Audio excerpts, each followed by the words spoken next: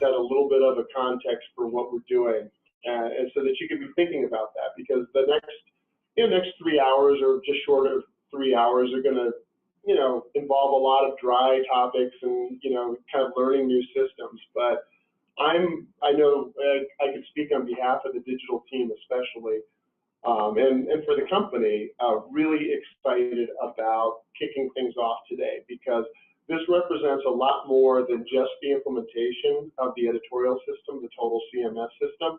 This is really representing a kickoff to reinvestment in the core value of WIC Communications and what we do, which is our newsrooms and all the work that you guys do. As you know, we've rolled out the metered paywall system. We've revamped the subscription process. But I will tell you unequivocally, on behalf of the executive team and on behalf of Francis, our CEO, that the primary initiative starting with this year is to grow subscription. And we say digital subscription because that's where the trend is going, but to grow subscriptions on whatever platform. And that's what the total CMS investment represents for us. It really is an investment in you and our newsrooms. Obviously, sometimes that can become code for, okay, we're only investing in systems, not resources. This is the first step in what we are looking to be successful. We're on a 5-year initiative to be able to generate enough subscription revenue, digital and otherwise, to be able to pay for the newsrooms. And we look at that as a starting point, because what's exciting for me coming back to newspapers after nearly 27 years being in and out of the newspaper industry and starting in the newsroom myself, is that this is going to be the key to our success. So as we're embarking on this training, I just ask you to consider that I know the terms like digital first have been thrown out there. Really think of this as platform agnostic. The goal of this training is to allow you to have the tools and the systems that allow you to focus on what you all do best, which is the core values of being good journalists, what you've gone to school for, the passion, the commitment that you have, and to make the systems work as efficiently as possible for you. So while we are going to get into the weeds a little bit, we really hope that you'll embrace, whatever the technical side of things you need to learn to not only do the digital first publishing as we move forward, but also make the print publishing that much better, better quality, easier for you, allow you more time to be doing the great work that you do. And honestly, this is just for you guys to have a simpler way to do it for the pagination side and for digital, one platform. None like, oh, where do I find this article? Where do I find that article? So Dylan's going to go through that. If you have web CMS questions, don't bombard him. Honestly, he's total CMS guy, not total web CMS guy. So you can definitely ask me questions after it. But if we can have phone limitations so we don't have people texting on their phones during the presentation, it'd be great. But there's a lot of detail, so you want to make sure that we're all on board and listening. Yeah, absolutely. And Dan, we're especially grateful to have Dan Shearer, and Dan and I worked at the Arizona Republic together years ago, although we didn't have the occasion to work together. But I was very excited when I discovered that Dan was here as our editorial director when I came aboard, and I know he's already been doing great work with all of y'all on just best practices and how to do what we do better, and also a great sounding board for the ideas that you have. So Dan, would you like to say a little bit about, kind of your vision for what we're embarking on? Well, my vision is the same as when I graduated from college back in the 80s, and that is, I've always told our people that you find good stories and you put them in front of people, and it really hasn't changed. A lot has changed in the industry, but really the core of what we do has not changed. Today is going to help us put them in front of people in more powerful ways, different ways, and as we know, the web has leveled the ground with us, those of us who are like us only 2 days a week. We now can compete with TV and radio and a 7-day-a-week paper, and everyone is out there all the time. But again, just remember through all the changes, and I know it can be kind of a drag, But again, we go after good stories and we put them in front of people. In coming weeks, we're going to unroll a couple of things that are going to help us focus on better content and talk about all the platforms that we can reach people on. And so that's coming up, and I'll be in contact with all of you about that. Thank you, Dan. And I think that's an important point because you mentioned frequency of publishing, because in the eyes of our readers, whether we're a weekly publication, twice a week, we are all now 7-day-a-week publications. And that's, you know, again, that's not home office or corporate code for you now have to be indentured servants tied to your computer 7 days a week. The reality is, and Dan, you know, has demonstrated this, and I know, for example, Jeremiah in Alaska has communicated this. A lot of what we can do to get to 7-day-a-week publishing, even for those with small staffs, is just through good planning. And that's where having the tools that we have so that we can just think about, you know, when is the best time for something to be published, rather than we've always got to hold something for print. The idea is now we're monetizing the work that you do. We're not only putting a value on the print side. And that's what should be really exciting about it is we're really focused on this costs money to do. Is like journalists have families, they have aspirations, they want to own homes too. And so that's really what is at the core of what we do. And that's what we're communicating in our marketing is we can't give this away for free anymore. It can't only be supported by our local advertisers. We need you to actually start, you know, you the readers to start putting a value on this. And that's where, you know, we are here to support you. And I'll say to you what I say to our sales folks is, you know, if something is not working as well as it should or it could, don't be satisfied. I mean, we appreciate your patience. We also appreciate your impatience. So, you know, we don't take it personally when you come back for the 5th, 6th, 7th time and say, why is this thing still not working? You know, some things are a little easier to fix. Some things get fixed and then they stop working.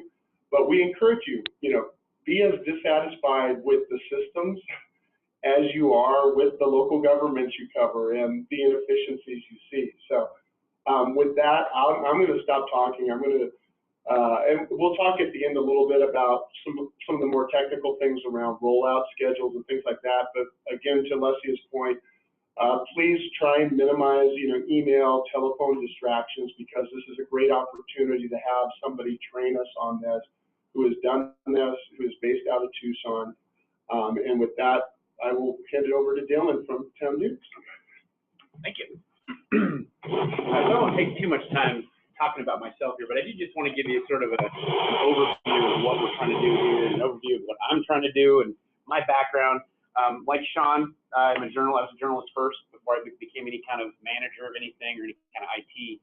I got my degree at U of A and I worked at the Daily Star for about 13 years, mostly doing page design and copy editing with old Quark system that had no connection to the web and no automation, and you know, I did all the box scores by hand every night and all that kind of stuff. And then the last year and a half I was there, I worked on the web team, creating content, managing the website using Blox CMS, the web-hosted version that you guys are currently used to. The total CMS product came into Tucson in 2013, and I ended up becoming sort of the template person, the point person for that, and that's how I sort of got into this position. And most of the people on my team, we all are journalists first. So we come from newsroom backgrounds. We are geeks, IT guys as well. But one of the things that I noticed in other system installs, there's not a lot of that. There's not a lot of former journalists doing this. So I've used the system. I've used it at a fairly large paper with a lot going on. And I'll tell you, it's come a long way in the 5 years since I was doing that. I'm now in it'll be 5 years in April with Town News. But my focus and my background comes from a love and a passion for news journalism, print journalism specifically. I really firmly believe that newsrooms and the beats that people create and the work that they do to manage sources and create sources and getting good with people is unique in media. I mean, I don't have anything against television or radio, but I just really do strongly feel that print journalism is now more than ever, especially with all the attacks that are coming our way from you know where, it's more important than ever that we have the ability to continue to do our job, you know, with Google and Facebook also being a big factor, selling their ads for cheap and making it really hard to make money selling advertising online. So I understand all that stuff, and I really believe very strongly what we're trying to do here. So obviously you guys mostly have used Blox Total or Blox CMS to manage your websites. And up until the Total CMS product came out, which actually predates my time at Town News, it was 2010 when they started it. The idea is to not have two teams of people doing the same work, publishing content. You know, for the longest time, and a lot of newspapers still do this, they have a team of people come in and use a publication system to put together a newspaper, and at some point in the middle of that or after that, people copy it into the web. And that's probably what you guys have been doing a lot of, is managing these two places. And what Total CMS does is bring that all together. So now you guys are using our newest version of Blox Total CMS. You don't actually have a separate place that you're going to go log into. You're going to do it all from the the Blox CMS that you're currently used to. So what we've done is we've tied that back into the local print part of it, so that the same stories that get created at the beginning of at the very minute a reporter starts writing his story, you guys are going to have the control up front to attach any videos or audio, or you've got a 911 clip from the sheriff's department you want to put up there, PDFs of court cases, whatever it may be, and then some of the more rich visual stuff that isn't necessarily what's driving you, but stuff like Twitter, embedded Twitter cards that look official and nice, and Instagram posts and stuff like that. You're going to be able to do all that stuff up front, and then it's just going to seamlessly tie into the print product by your designers having access to all this content through InDesign. And the stuff that's for web is for web only until InDesign ignores it. And then there's some stuff that's going to go for both, like images and PDFs and stuff like that, tables, charts, and stuff like that. Now, I'm not going to lie to you to tell you that this makes it all easy. The simple fact is putting together a newspaper and putting together a website, they're just not the same thing. And we all know this. It's, getting all the various pieces from a newspaper article to go to the right place on a website. I always say television and radio have it incredibly easy. They make a clip, they can put it on their newscast, and then they can turn around and upload it to their website, and they can hire somebody for cheap that just manages their website. Does types up a couple of briefs here and there, or maybe steals the content that we did. In Tucson, we used to wait until after 11 o'clock to post anything that was exclusive, because the TV stations would absolutely read it and then put something together quick and put it on their newscast and go something they did. So that's my background, and I'm going to go ahead and get started here. Now, again, a lot of you, raise your hand if you've never used the web posting system. So there are a couple of you who have not done that. So I'm going to go through, the basics of it. I'm not going to spend a lot of time on it because you guys have so many resources here to do that. I really mostly want to get you up to speed on how this is going to work with the print and digital side of things. So if you have a computer, and you should log into your own website, and that's how it's going to work. You guys don't have to go to some other separate spot. You'll just continue to log into your same Blox CMS that you log into right now. And what I'll do first is kind of walk through some of the interface stuff, just so you're familiar with what you're looking at. And then after that, we'll talk a little bit more about the specifics, because now, on the web CMS you're using now, you probably haven't used Slug. There's the option to put a slug on a story. For the print side of things, that's the lifeblood of a budget. It's how you can identify your story and all that. So we'll talk about that stuff, and then how stories are going to move from an inception state through what we call workflow to get to your designers and to get onto the website. So if you go ahead and log in. Now, this interface has changed, as you guys probably all saw last week when you went through Alessia's training. It's a little bit jarring to see this now, and it is a little bit fuzzy up here. So if you guys are having trouble seeing something, let me know, and I'll call out what it's saying. So they did make a pretty massive change to what is called flat design. Instead of having, all these things that look like buttons and stuff like that, everything's kind of flat. It's kind of following the smartphone trend. The Google trend, and that's the Google and Apple's trends like that. So it is a little bit different here up in the upper left. Instead of just having this Blox CMS thing sort of hanging there, we now have that little hamburger menu. And I like to refer to this kind of as our home button. The Blox CMS button, I'll refer to it in training, as you'll hear me call it. It's kind of where you're going to get to all the pieces. Now, I have a lot of stuff going on in here because I'm admin. I'm going to see every bit and piece of it because I'm part of Town News. But most of you are probably just going to see something under editorial and maybe something under community if you deal with calendars, stuff like that. But your home base for most part is going to happen out of the editorial portion of this menu. Editorial assets will be where you spend most of your time, especially if you're a reporter. If you're an editor, you may also deal with the assignments or page tracker. And then syndication is also going to be a really handy tool because you guys will have access to stories and art and really anything that lives on everybody else's personal website or company website. So we've got, for instance, when I log in, because I'm admin, let me get rid of this little thing. I have access to every single one of the sites that you guys are using through the system. So everything from Anchorage to the Argus Observer to Benson to all of them exist here. And for those of you who don't necessarily have access to all that because you only work for one of the papers, you're going to be able to still get content from other papers through this syndication thing. And we'll talk about that sort of towards the end. Most of the time we'll be in this editorial assets area. So I'm going to go ahead and click there for now. And once you get here, if you haven't already made a bookmark, wait till you get to this screen to make your bookmark. It'll bypass that news and update screen we just saw. Really, the only thing about that that's helpful to you, that last page that we just saw, is there is a link to help. Our help site has been revamped in the last couple of years. It's really fantastic now. The search is fantastic. You can really find just about anything you're looking for. They've got videos on how to create every type of asset, and it's really step-by-step. They spent a lot of time putting that together to upgrade what we had before as we've gained more customers, especially on this side of things, the print side. So you might, at some point, don't forget that the news and updates lives down here in this menu as well, and you can get to that at any point in time. I'll go back just real quick to show you that the help is right over here. And you can go to the help site. There's ways to submit tickets. Talk to your editor if you want to submit a ticket for a bug or feature request. And back to what Sean was saying earlier, we at Town News also feel we want to know what you guys don't like. I'm not here to feed this to you and tell you it's the greatest thing since sliced bread and then just leave you to work to use it. We want you guys to tell us and give us feedback on what you think needs to improve, change, features that need to be added. And every single site I go to comes up with something that I go, that'd be fantastic. So, what our official system for that is going through our ticketing system, which is, like you're probably used to it with IT. Create a ticket, somebody from customer support gets it, and then it goes to whoever it needs to. So feature requests go through that just as much as bug requests. So keep that in mind. We care very much about community journalism. We care about local journalism, and we want you guys to have the absolute best tool you can have. Now, I'm not going to tell you it's going to happen fast because the folks who handle the interface for this, we service over 1,000 different unique publications.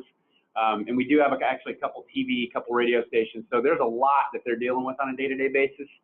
So when you submit a ticket for a feature request or a bug fix, unless it's something really important, it's probably not going to happen, in the next month or two. It's usually out a few months. But we are paying attention to all that stuff. So don't hesitate. The more feature requests you guys submit and the more sources they come from, the more likely those things are to happen.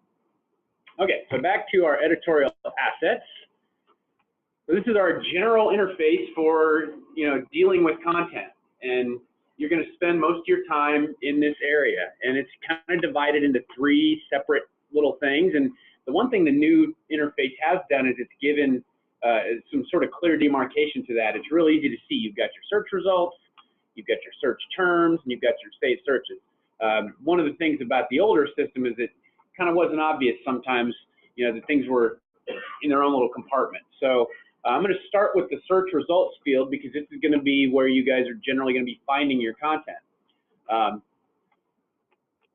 So you may or may not at this point see the slug field, and we don't see a whole lot in terms of slug entry there. That's going to change because you guys will now be needing to slug your articles, slug your photos if you do any kind of, yeah. Sure. Yeah, I'll do one more.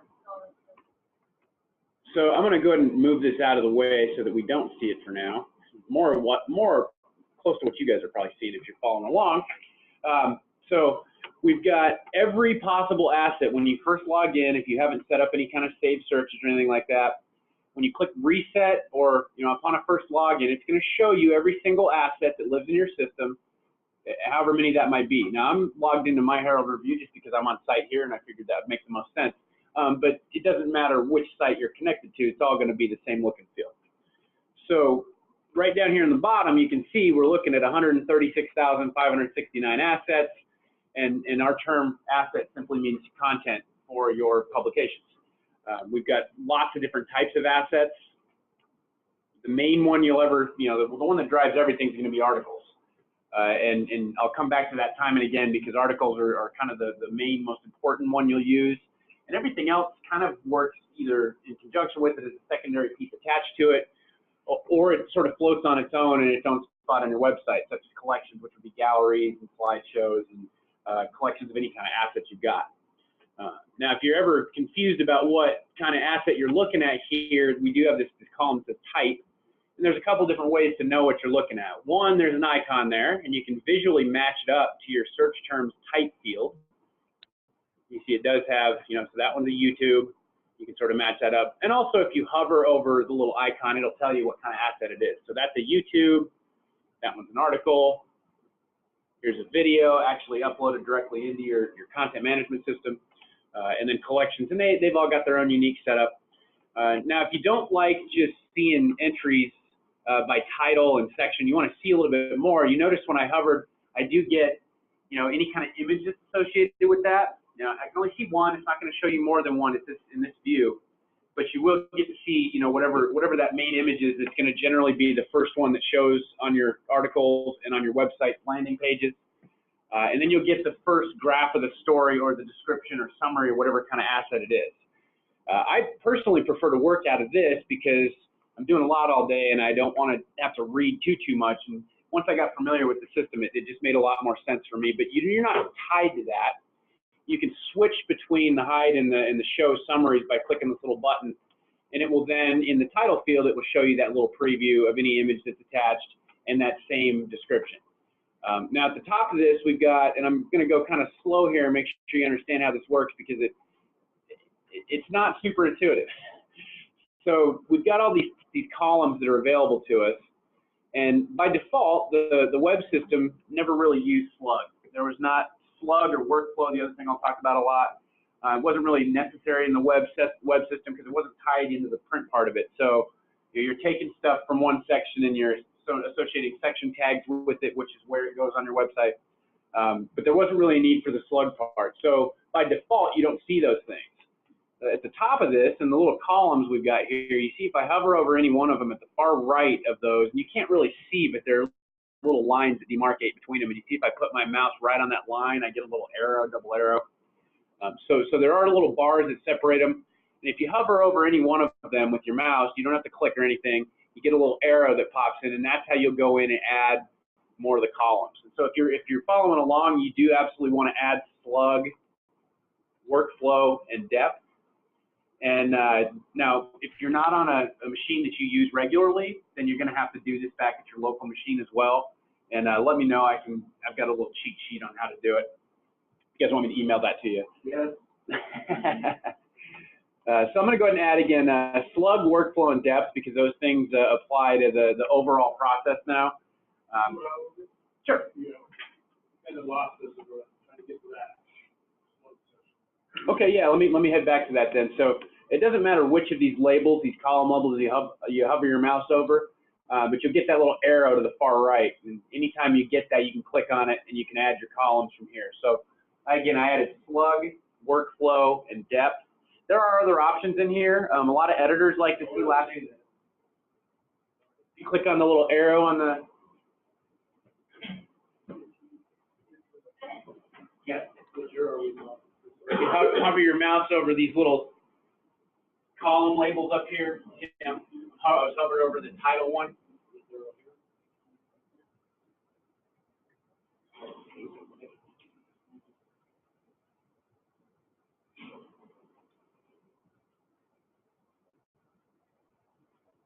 And I should say, I don't know if you guys have a company policy on what browser you want people to use that goes across everything. That's kind of not common. Generally, sites are left to pick their own thing. We're best in Chrome and Firefox. If you're on a Mac, Safari is fine too. Old Internet Explorer, the actual one from Windows 7, not good. It will break things. It's not that it'll break and you'll lose work or anything like that. It's just that sometimes you'll go to do something and it'll stop reacting right and you'll have to refresh everything, log back in sometimes. So we are kind of agnostic to browser. You guys can use whichever one you prefer. We all use Chrome on my team just because we like some of the features of it. Firefox has since added this, but one of the greatest things that I love about Chrome is you can right-click on a tab and you've got an option to click duplicate. You can have as many windows open with Blox CMS as you want. You're not tied into having just one browser tab open. So if you're an editor and you're reading content from different sections, you have different searches up, you can have multiple tabs open if that's how you prefer to work. All right, so back to our columns here to make sure we've got what we're looking at. Like I said, there's a couple in here you may decide you want to enable at some point. We've got our last modified time, last modified by. The last modified by, a lot of editors use that so they can see who last touched it. There's one thing that we don't really have built in is if you've got multiple reads on a story, figuring out who read it last requires a few clicks. I'll give you some suggestions on how to handle that a little bit better. One that the Daily Star actually came up with that works really well. Okay, so we've got those columns showing now, and I'm on a low resolution projector here, so I've got a scroll bar and I have a lot going on here, and it's not all on one screen. But if you're on a modern laptop or especially on a desktop monitor, you should be able to see all that stuff in one go. So what you're seeing here is also kind of condensed, and I zoomed in a little bit so people in the back can see as well. So once you've got those in there, my suggestion is to do what I've got here. The slug field is between type and title. You will very quickly get familiar with that because it's going to be very important for editors and especially the designers who you may not have on site. They may be here dealing with you guys from afar. So the slug convention is going to be incredibly important, and that's what you're going to want to kind of see first, and how you're going to manage that stuff. We'll talk about the details of slug convention here in a minute. I do want to mention how you move these things around. So if you click and drag, you can, on any of these column labels, you can move them around by actually pointing your mouse pointer at the very tip of it is what matters. So whenever I refer to pointing and clicking on something, it's always going to be the tip of the mouse pointer that's doing the action. I say that because once you start clicking one of these and dragging them, you'll see like a little ghost of the label appear. And a lot of people want to do this. They want to come up in here and have that move because they think they're moving that.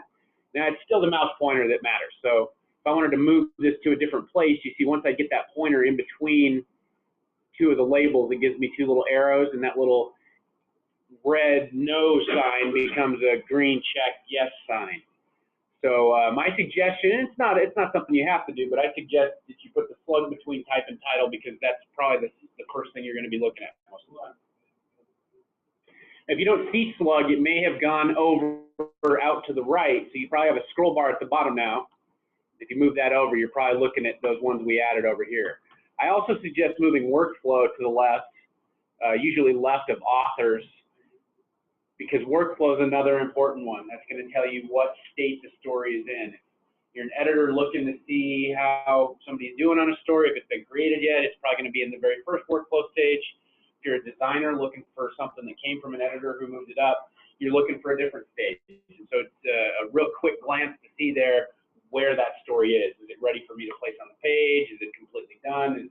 That kind of thing. So workflow and slug are the two probably two double most important things that you guys will have in front of you here to figure out where it's going and manage it. All right, so once you've got those where you want them, again, that will have to be done again on another computer if the one you're using is not your daily driver, and there's just no way around that. The next thing I want to show you real quick, up here in the upper right, we've got a button that'll say logged in as your name, your email address. There are a couple things in here we can set that are going to automate some things so that you guys don't have to do them manually anymore. One of the big things we try to do with our total CMS system is take tedious stuff out of your hands as much as we can. And some of it might not seem tedious. It just seems like something you're used to doing. Most everybody's typing out their byline on every story that they're submitting. We don't think you should have to do that. We think you should be able to type your byline once, have somebody check it to make sure that it's right, and then every story you create, you can either have it automatically populate your byline field or you can choose to add it. So if you go up to this little button here, the logged in as your name, and it doesn't really look like a button until you hover over it and you can only barely see it, but it gets a little blue background on it. When you click on that, we've got some options up in here for you guys to set. Now these ones will stick and go with you because they're tied to your account. The ones with the settings, with the column labels, those are based on browser cookies, which you guys may or may not be familiar with. They're little settings that get set per page, and that's why those don't travel with you. But this stuff is set to your account. So The first one I want to talk about is the default asset workflow. I'm going to skip default asset start time, the very top one. That's really only truly good for weeklies that want to dump all their content on one day onto their website, which is very, very rare. As you were talking about earlier, being able to have 7 days to post content and schedule when you want it to go. You've only got 2 physical publications, but so default asset start time isn't something you guys will probably want to use, as appealing as it might sound. So default asset workflow, we're going to go ahead and click on that one, and it's going to show us our various workflows. And you know what we don't have set up here is all of the ones for the Herald Review. So that will be in place after I get done here. I'll set those back up here. How this works is we initially had the other version of Total CMS and then decided to make a change, and I think the Herald Review got left out of all the other ones. My boss, Jim McKee, who does all the project management for all of Total CMS, he went in and set all the other ones up, and I think he was leaving this one to me, and we miscommunicated. So right now you only see a couple. You want to log into one of the other ones? Yeah, I think I'll just switch over to another one then too, yeah. One I was on earlier, I'm pretty sure Anchorage has got it, so I'll just use Anchorage.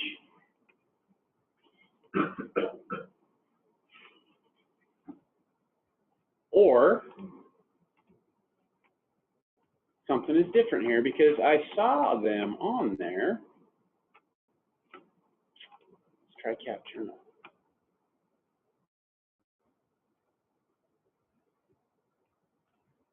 Something is very strange here. I'm going to take a peek real quick and see what's going on because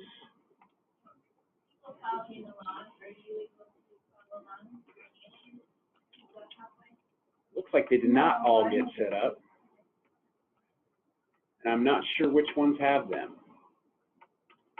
So we'll come back to that. It's going to be a very simple thing once we get to it. You're just going to click the option for print and web.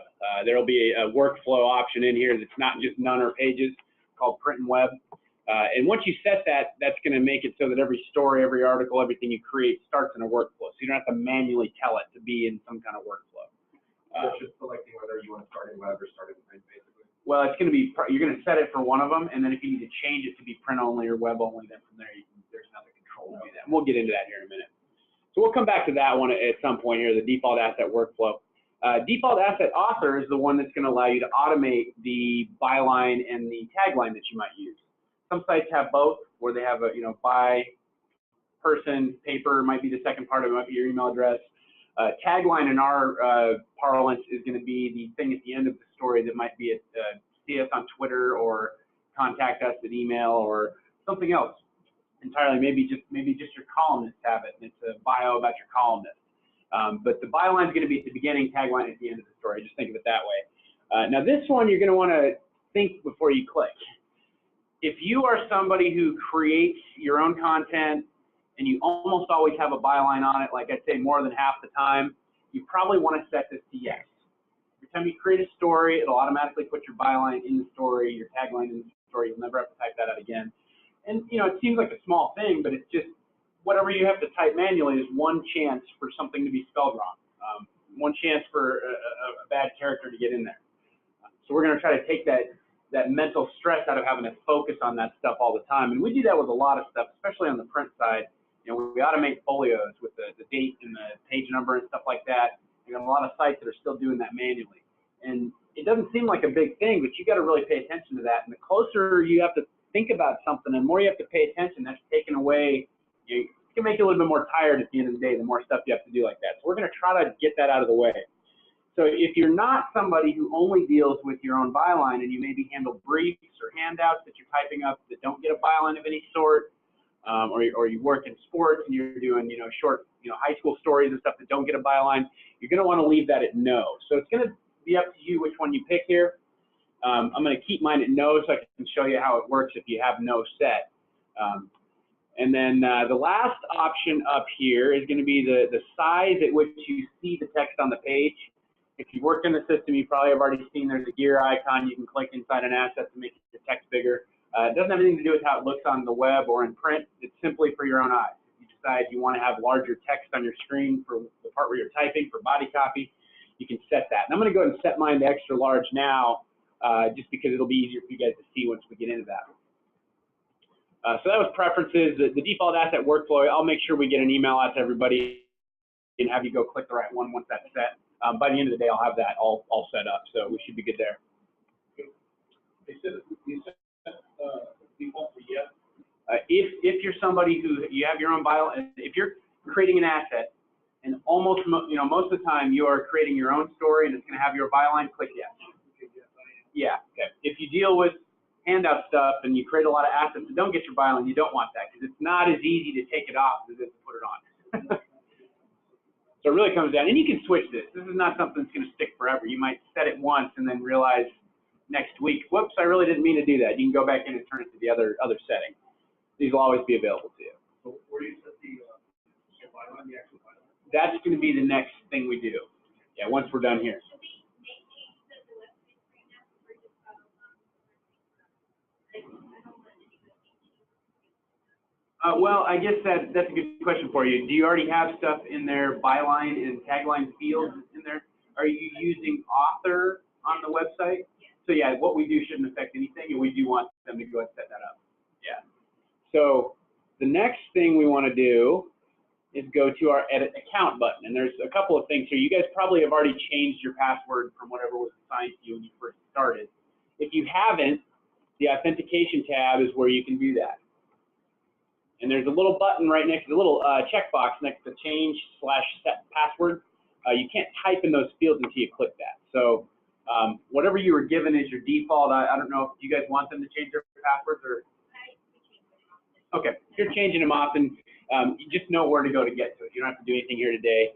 But the authentication tab in your edit account, I'm going to back up and show one more time here, all coming from our sort of settings, logged in as button, and I went to edit account in that. And authentication is where you would fill that stuff out. Now, for the online portion of it, from what Alessia is saying, is the byline and that kind of stuff is handled from the author, what we call an author setup with this. So it sort of automates some stuff in the background with that. That doesn't work, it doesn't do anything at all with the print side. So the next thing we're going to want to do is anybody who has a byline, you want to come to the content field in your edit user account, and this is where you will set it up. Now, it's important that you get the case right, but you don't have to do anything with the, if it's bold and one is italic, you don't have to do any of that here.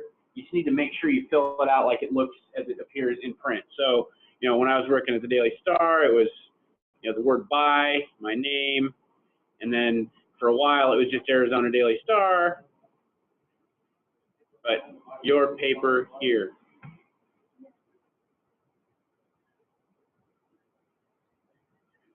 What we're doing here is your byline for print. So if you've got a byline for print, enter it here. If you've got a tagline, enter it here.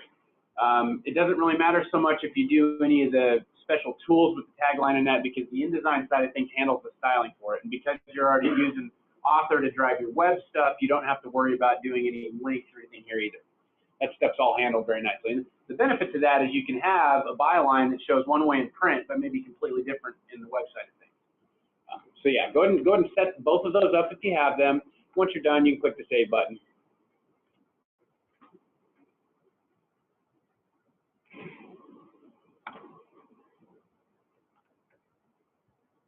And that's really all we have to do for the kind of pre-setup stuff. Again, that stuff will all stick. Anything you do here will travel with you.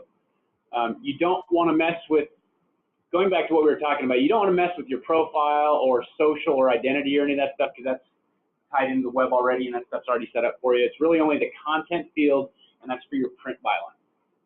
Okay, so now we've kind of discussed some setup, sort of how to read things on this. I do want to really quickly go over the options up here that you have. The plus sign, it used to be a nice green plus that I could say, hey, if you see a green plus anywhere in our system, it's going to add something new. Now you just have to look for the plus in a circle. It's not green anymore. They did keep the reset with the red, and I think they probably got feedback and said, no, we need to have that one red. We want people to be able to pick that one out. So the new asset button is going to be where you start something that's not yet in the system. Now, you may actually be getting it from somewhere else from the case of syndication. Maybe you're going, if you're in Benson and you want a Green Valley story that's relevant to you for some reason, you've talked to the editors there and you guys have decided you want to share that, you can take that from syndication and pull that in. So there's a couple of options that are not just create something brand new from scratch, but everything above this line Everything in the more, everything above that, this is creating something brand new from scratch, which is what most reporters are doing every day, are going in and creating an article from scratch. Now, I will mention for those of you out there who are editors, it's not the only way to create a story that's from scratch. We do have another tool that will allow you to create story shells for reporters. It may or may not be relevant to you. Some sites absolutely love it. There are editors who you know, are in early and the reporters aren't in as early, and the editors can set everything up and have the story slugged, and the reporter just comes in and picks it up and types into it. But we'll talk for now about how you create something from scratch. We'll come back to this in a minute. I just want to run through some of the options here that you can use to manage your content here. We've got the option to do a print. Now I've grabbed just a random article asset here, and if I click the print button, that's going to pop open.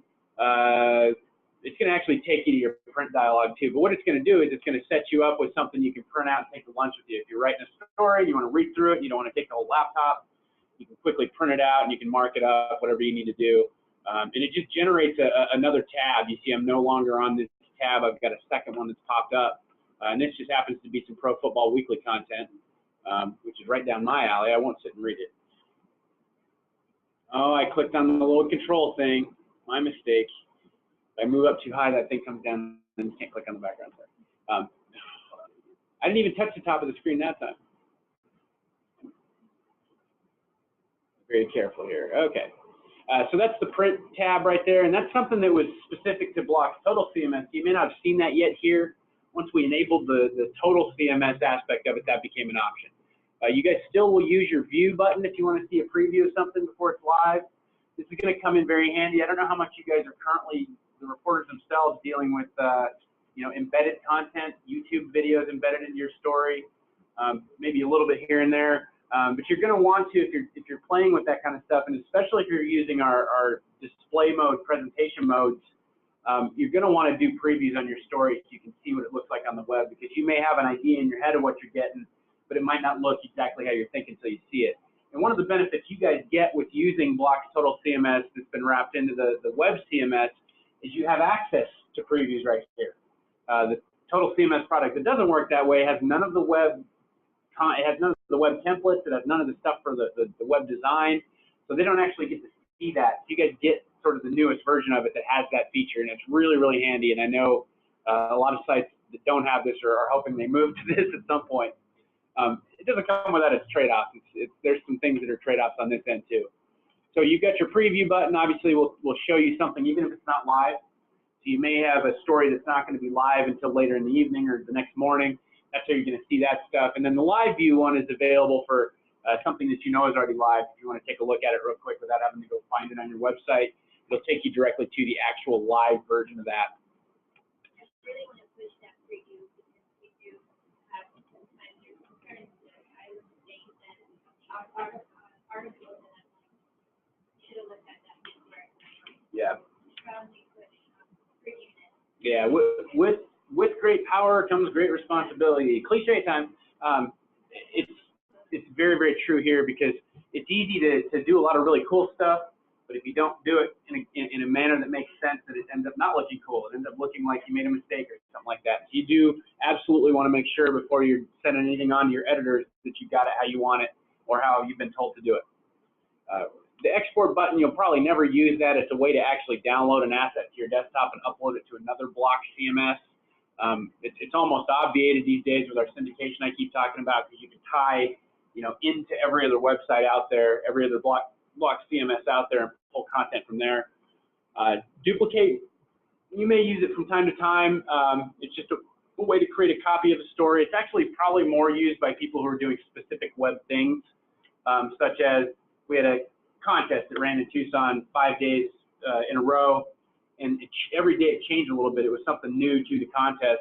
Instead of me creating something new every day, I created one and I duplicated it and then modified it and set it up so that one would be live all day Monday until midnight, the other one would take its place for the next 24 hours, and the next one for 24 hours, and I did all that on a Monday morning in like 20 minutes. So keep in mind, duplicate is something you might use here and there, but it's probably not going to happen anything for the print side. Edit is just the same as double clicking on something to open it up. Batch edit's a really handy one that will allow you to take a bunch of stories at a time if you select them by clicking your little checkboxes over here. And then you've got some options to add section tags to all of those, or remove section tags from all of those.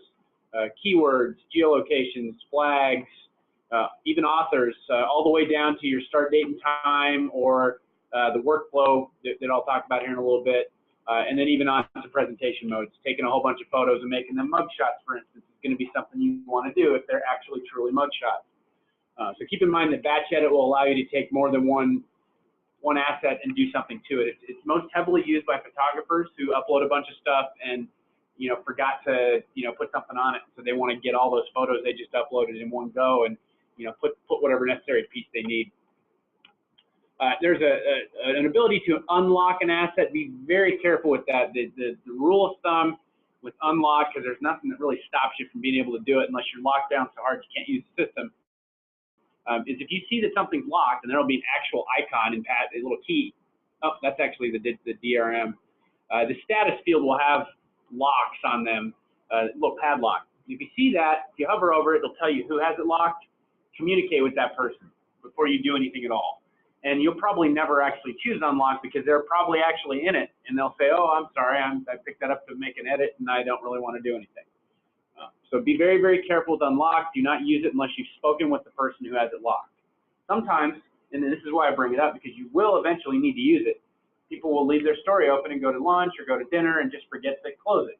And at that point, there's no other real method, because almost every system that you deal with, every computer in a newsroom, you probably can't log on with their login and get into their user space on that computer and actually shut it down. They'd have to come in or remote desktop in or something. So unlock is something that will be used, but just be very, very careful with it. Does it lock it up for them? Well, once you unlock it, then it's available for anyone to pick up. Yeah, and if they've actually left it open on their computer, you're going to tell that at some point they need to close that, or just close their browser window and not bring it back up. But yeah, so that's something that you'll probably run into a little bit more with more people using it. The delete button is there because you might have something that you've decided, whoa, I really don't want this even here. Maybe it's just something that you pulled in by accident from the wire or from syndication. Maybe it's a story that got started and it's so iffy that you find out that I don't even want this here. So you can delete something, and it doesn't delete it immediately. It will put it into another queue for deleted files, and it will last for another 7 days from the time you delete it. So you do have a buffer there. We believe very strongly in redundancy and stuff like that, because it's real. We've all lost a story with some system or no system at some point or another. So the delete option is there so that you can move stuff out of your pile of content and not see it anymore. But do keep in mind you have 7 days. All right. So real quick on the search fields over here. Up until now, using this system, you've almost assuredly used the top one, search text, and to kind of quickly make sense of why we have two different fields here, the slug got tacked on after the fact. It's not something that was there in this system at all until Total CMS came about. And then they had to create that after the fact. It wasn't built with that in mind. So in order to search the slug, we have kind of a separate way to do it. So you can think of it this way. The top field, search text, is like searching Google. If you go to Google, well, in our system, you do have to type it right. We're not smart enough to give you, oh, did you mean this other thing that you misspelled? So you do still have to type it right, but it's a lot like Google in that it's not case sensitive. You can type just a couple of words. It's going to search every asset, every piece of every asset, and bring you back everything that's got those words in it. The slug search, which we'll talk about once we actually have a slug on there, a little bit different. That is going to only search the slug field, and it's got some rules that are kind of hard and fast, because in order to be able to search that one field when they created this, they had to get creative with what they were doing, and it's looking for an exact match. So it's a little bit different searching search text versus slug. You're going to get used to slug really quick, though, and you're going to see how powerful it is. To find a story from a given day at any point in time going forward is very, very easy. To find all stories by a given section is very, very easy. And we'll see how that works here in a minute. But just so you're aware, there are differences here.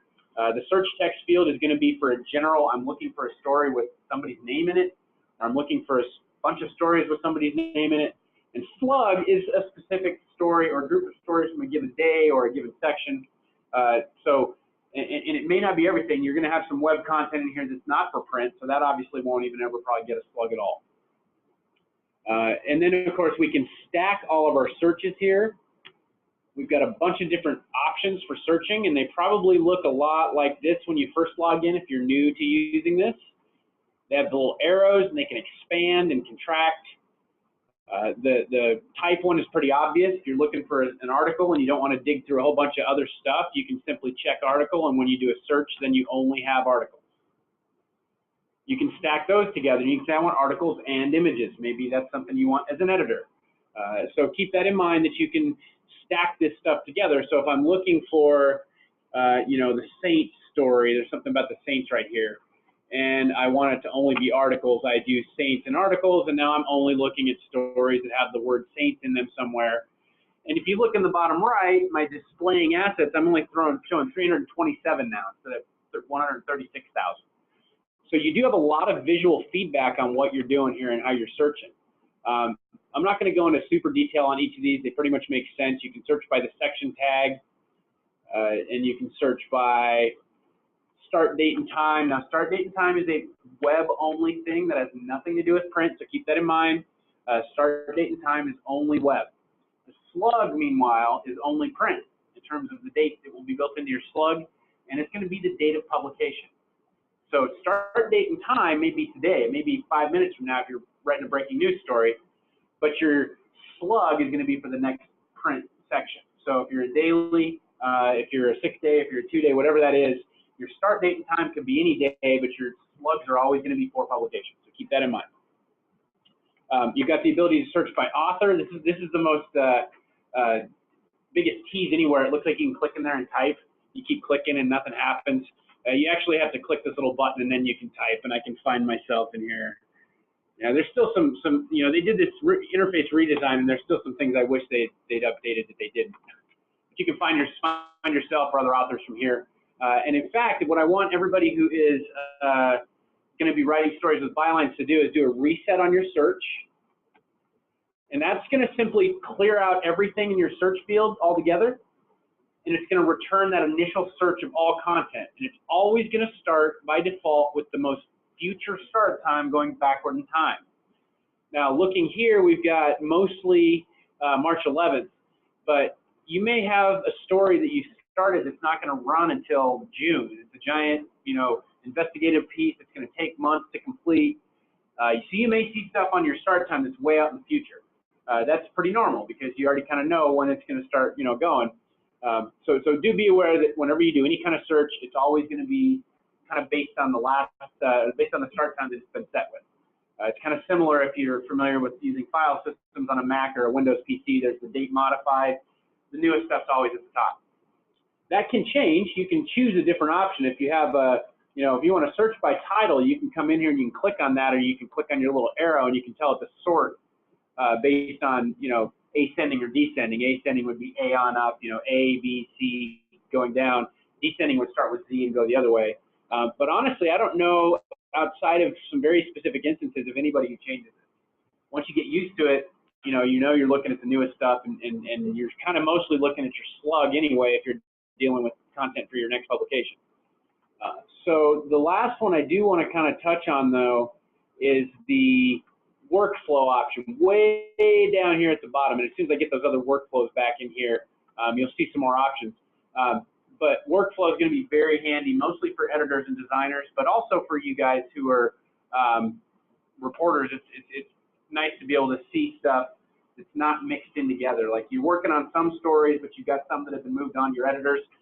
You may have a search like we're going to set up here in a minute for your individual stories, but that's going to show you everything. And you may want to whittle that down to only stuff that I'm working on or only stuff that's been moved on to an editor so you can see what changes have been made, for instance, while he's reading it. So keep in mind you can stack all these searches together. What I want everybody to do now, though, is go back to that author field, wherever that might be in your search terms, click on your little magnifying glass, and put your own name and find yourself in your various CMS, whichever CMS you're in. And you do have to click the search button after you've done it, and there's mine, tn@wic.com, which is the same on all the different domains, so that I have access to it to train you guys. Once you've done that, click select user, and it will actually populate that thing now, and then you can do a search. Now, you probably aren't going to find anything here unless you, well, you guys may actually. You probably are authors of some of this stuff. But once you've got that search run and you see the stuff that you're looking for, at that point in time, that's how you can take a search and save it. So this is the most common, obvious one for reporters. You guys probably don't care to see everything when you log in. You want to see your stuff because that's what you guys generally are working on.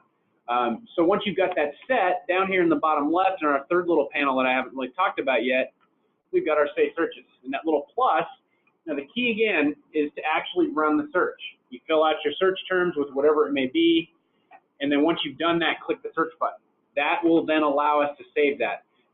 Not very intuitive, that's why I'm being specific about it, because I have done it myself. Oh, here, I filled out these things, let me go save that search, and what it's really doing is just saving a general search of everything. And then I get confused. Why don't I see what I think I'm looking for? And it's because I didn't actually click the search button.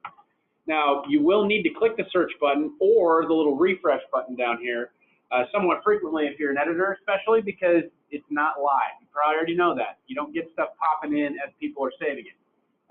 That's mostly a performance thing. It's possible to do it, but because we have so many sites all using our 2 data centers, constantly posting around the clock to the web, we're concerned about anything that might be a hit on performance for people who are working doing that stuff. You're probably already aware that there is a bit of a delay when you click save on a story here. It's not going to go live on the website immediately. It could be as little as 1.5 minutes, 2 minutes. It could be as much as 5 minutes. It really depends on how many people are out there posting content. So once you've done your search and you can click the little save button, then you can give it a name, and I like to just call it My Stuff because nobody else will see this. This is only for you. The save search right here is only for you to have for yourself. And I do not recommend sharing your search unless you have cleared that with somebody and you become somebody that your site says it's okay that you do this. Because how it works is if I click share search and I save this, then that's going to show up on yours. You're going to see that as an option. You can see an example here. Alessia has set up her own shares, which is probably, you know, for a good purpose.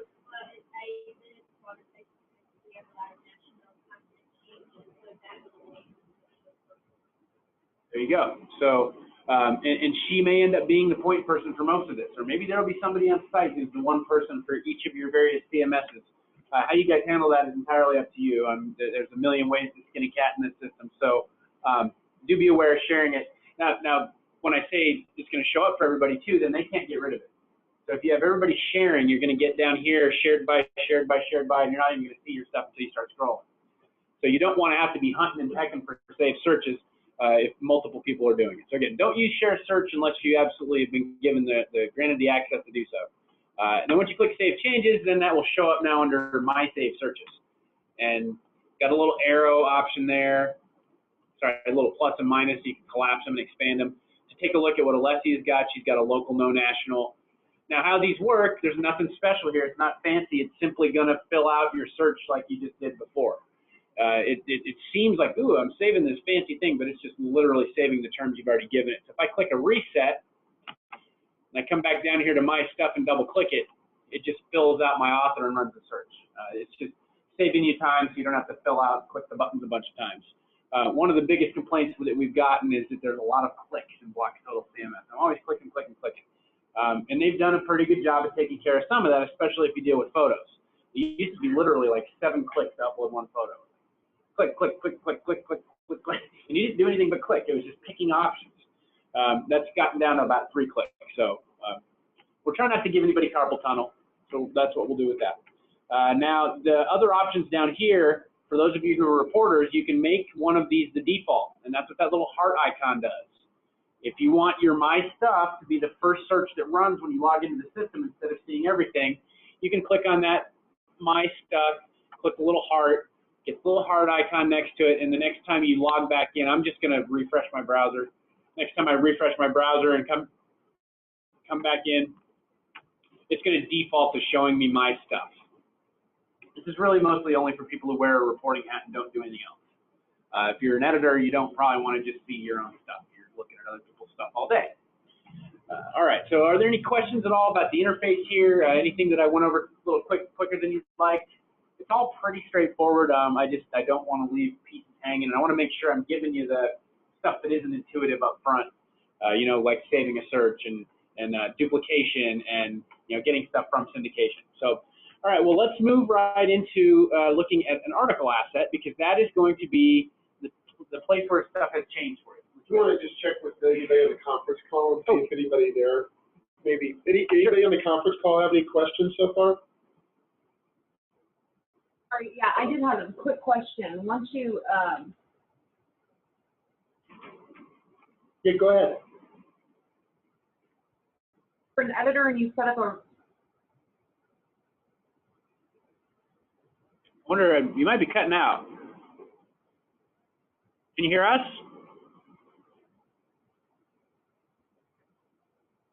Awesome.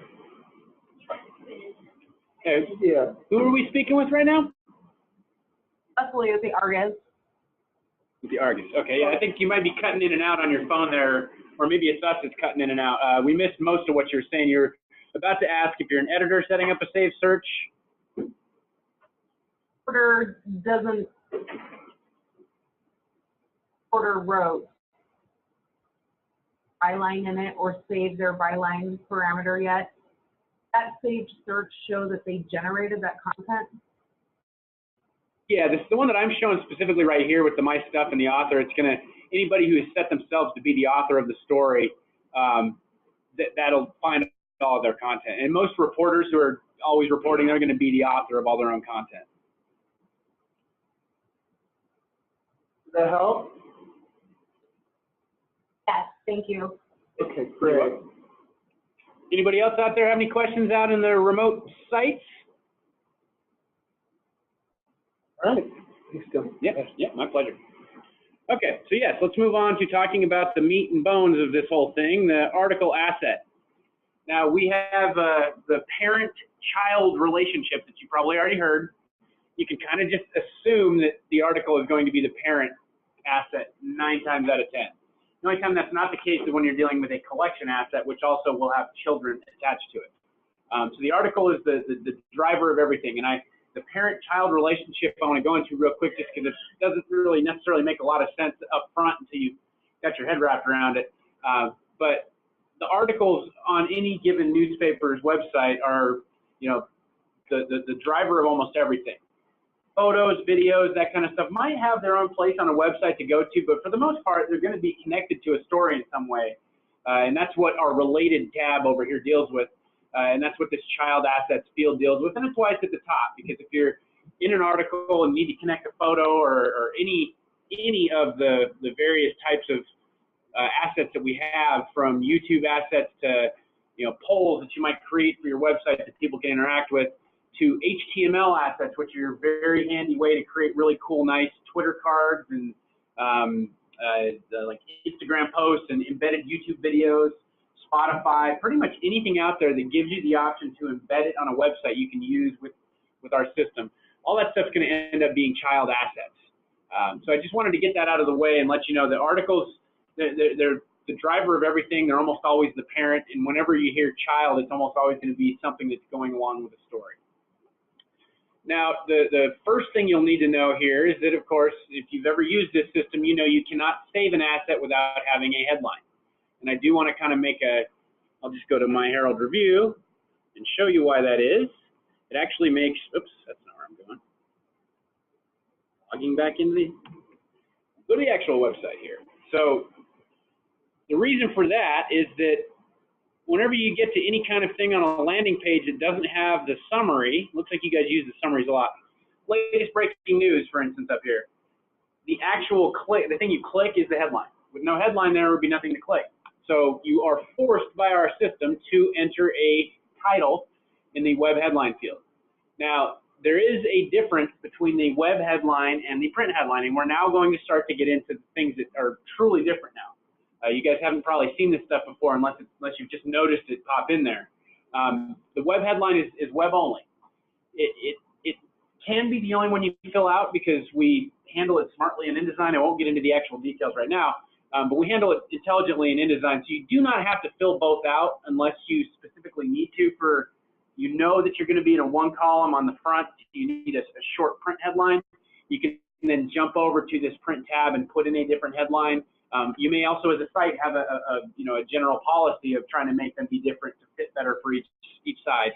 You're not required to fill out this headline though, just so you know, and I know people have already looked and are wondering, why are there two headlines?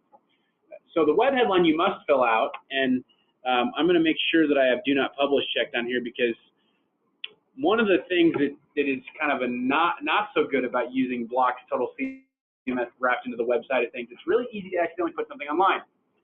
Now the workflows are going to prevent, and that's why we want you to set that, and I'll make sure the very first thing that happens after class today is I go through and get those workflows set up on all those, and you guys get that information so you can do that immediately from wherever you are.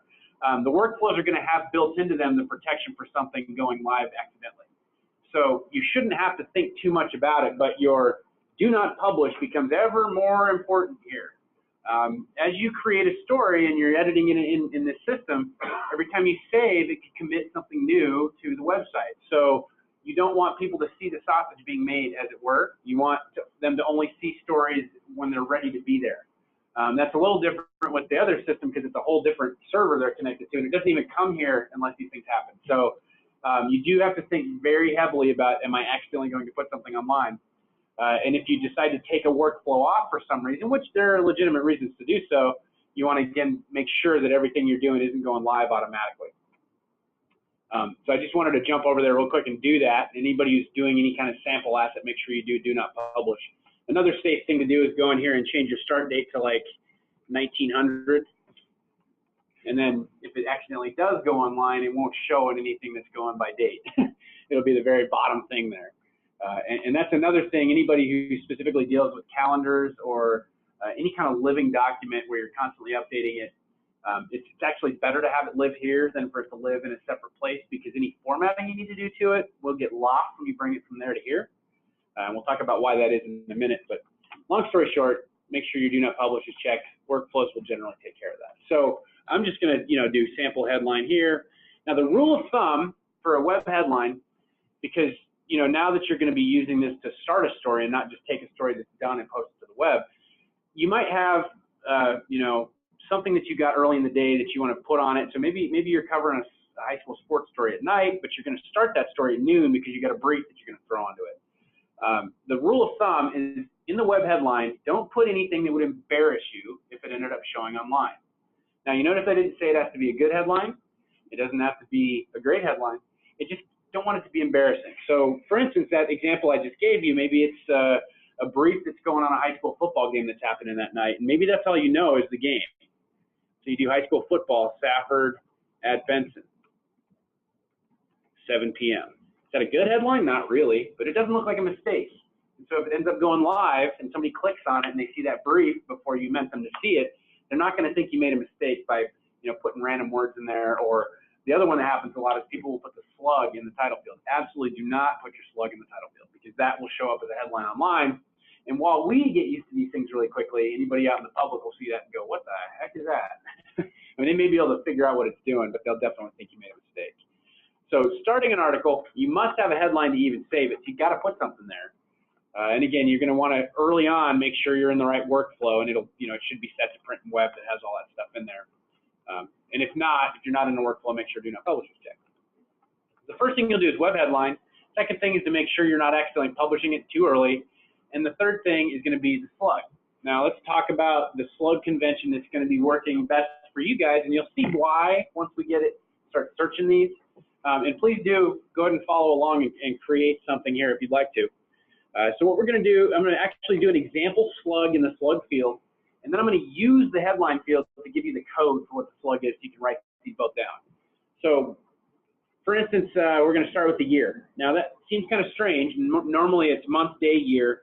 But if you start with the year and then go to month and then go to day, when you're doing searches, as we'll see here in a little bit, it becomes very easy to whittle it down to a specific day just by lopping, or specific day, month, or year by just lopping off the pieces that come after it. So for instance, tomorrow would be 190312 if it was for tomorrow. Most of our sites are dailies, but we do have a lot of weeklies and bi-weeklies and semi-weeklies, and we've got a lot of different stuff going on out there, so we're kind of used to it by now. So we're doing a 6-digit date string. Now down here again, this is not anything to do with headline. I'm just doing this so you can see it. So it's a 2-digit year, 2-digit month, 2-digit day, and then a hyphen. Now, it's important that you guys do use the hyphens, because you cannot put and this is one of the hard and fast rules that we have, and we try not to give you too many of these because we're trying to be flexible and let you guys use systems how you want. But because of the limitations of that slug search, do not put a space in your slug. It's going to make it very, very hard to find, because you cannot actually search for a space character when you search slug. So that's why we have hyphens. Some sites will use underscores. I always say use hyphens because it just saves you from having to hold down a button when you do it. You won't get your underscore unless you hold down shift to, well, just skip holding that down and just go straight to the hyphen. The next part is going to be some kind of category code for the section that you are using. So since I'm doing a sports story, you know, SPTS or just even SP, if you want to keep it 2 digits, it's going to kind of be what you guys want to decide here. Some sites will spell it all the way out. But really it just comes down to being consistent with it. And it's going to matter that people aren't doing them 2 different ways. You don't want one person doing SP and another person doing SPTS. And because of your guys' hub, you're going to want to make sure they're the same across all the pubs. So yeah, I just, to your point, Dylan, and I'm glad you're touching on file naming conventions, plug conventions, because sometimes this can make or break whole flows. And I just say from a usability, user experience standpoint, spelling things out is always going to be a lot clearer. So most of our sections are pretty amenable to one-word description. So if we just, you know, let's go with the easiest thing. If it's a sports stories, you know, sports stories, sports, news. Obviously, once we get into more of the lifestyle, everybody has a little bit of a different term. But yeah, let's just try and go with one word spelled out. And so your designers are going to be using this to find these stories based on section, because they're going to probably be dealing with sections, you know, at a time and wanting to not have to look through the entire pile. So as you go, you may come up with more too. There may be other things you create them for on the fly. Just make sure you guys are on the same page with it is all I suggest. So that's the second part, is the section, and then the third part would be some kind of descriptor. Now, in this case, I've got a HS football. And I don't know if you guys care to smash those work together. I think if you want to not have them smashed together because it's hard to read, then maybe you would use an underscore between anything where you need a space. It's not so important really after this part what you do. This part right here is probably the single most important part, because when people search, they're going to search by that route. Could be sports, could be news, could be features, could be opinion, could be whatever it is. But when they do a search, they're generally only going to put that much in there. So what comes after, you don't necessarily have to follow any specific guidelines, because they're very rarely going to be searching for a specific story, because, you know, we're not at a giant daily that might have 12 pages in sports still. You know, we used to have that in Tucson, and now they're down to like 4 to 6 pages daily in sports. So even there, it's not such a big deal. They're going to look at all that stuff for that day in that section is what they're going to be looking for. So just for clarification, the plug is basically so for the designers to be able to find. And your editors. So editors as well. And also, when you go back into the system to find articles, right, Dylan? Yes. Yeah. Yep. If you're looking for you knew when a story run but couldn't remember anything else about it, you know, a year from now you'll be able to say, I know it ran on that day and it was sports. So I'll throw that in there and it'll give you back a tidy list of all that, and you can pick through it real quick. Yeah. Do the same thing to the headline too, or you just... No, I really am only doing this so you know what the code is on it, so you're seeing what I'm doing. So like 2-digit year, YY, 2-digit month, 2-digit day, in case you want to write that down, so you know the formula for it essentially. Dylan, can you repeat the question just for the benefit of the folks on the conference call? Yeah. For you guys on the conference call, if you didn't hear, I just want to make very clear that the reason I have put something in the headline field is only as like a formula for what you see in the slug field, so that you know what the pieces are. I mean, it's pretty obvious, but I do like to be very specific on this stuff so that everybody gets a sense of what's happening. If you want to write that down so you know what an example is, you know, I could say this, e.g., example given, and then this is just a formula for it. So John, may I ask a quick follow-up question about the date field in the slug? Mm-hmm. So obviously, we started out talking about how we're really trying to be platform agnostic around pub date. Yeah. How have other newspapers handled maybe the tension between it's going to be publishing 2 days from now, but it's actually going live today? How do they handle doing a convention on that? Well, the slug convention, most sites just think of them differently anyway, because they've been using slugs their whole, for their print publication the whole time. Now, you guys aren't coming from many systems here, so that's why it might be a little bit different. I don't run into a lot of that. Most sites have come from a system. So, I think the best way to think about it is just, make a note and memorize it as quick as you can that start date and time is for the web publication part of it, and slug is always for the print publication date. That seems, I realize it may sound like we're saying counter, but I think it's important that we also remember what background we're coming from, and especially when we have new reporters and whatnot come from, more of a print background, while we're certainly going to be pushing for, as soon as it's ready for digital, let's print it on the web, but maybe for the slug naming, it's really more of a print convention that we're using. Yeah. Because I know that could get messy pretty quickly when you're trying to cross-reference between your print publications and what you put into the system. Dan, does that make sense to you? Yeah, it makes sense. Okay.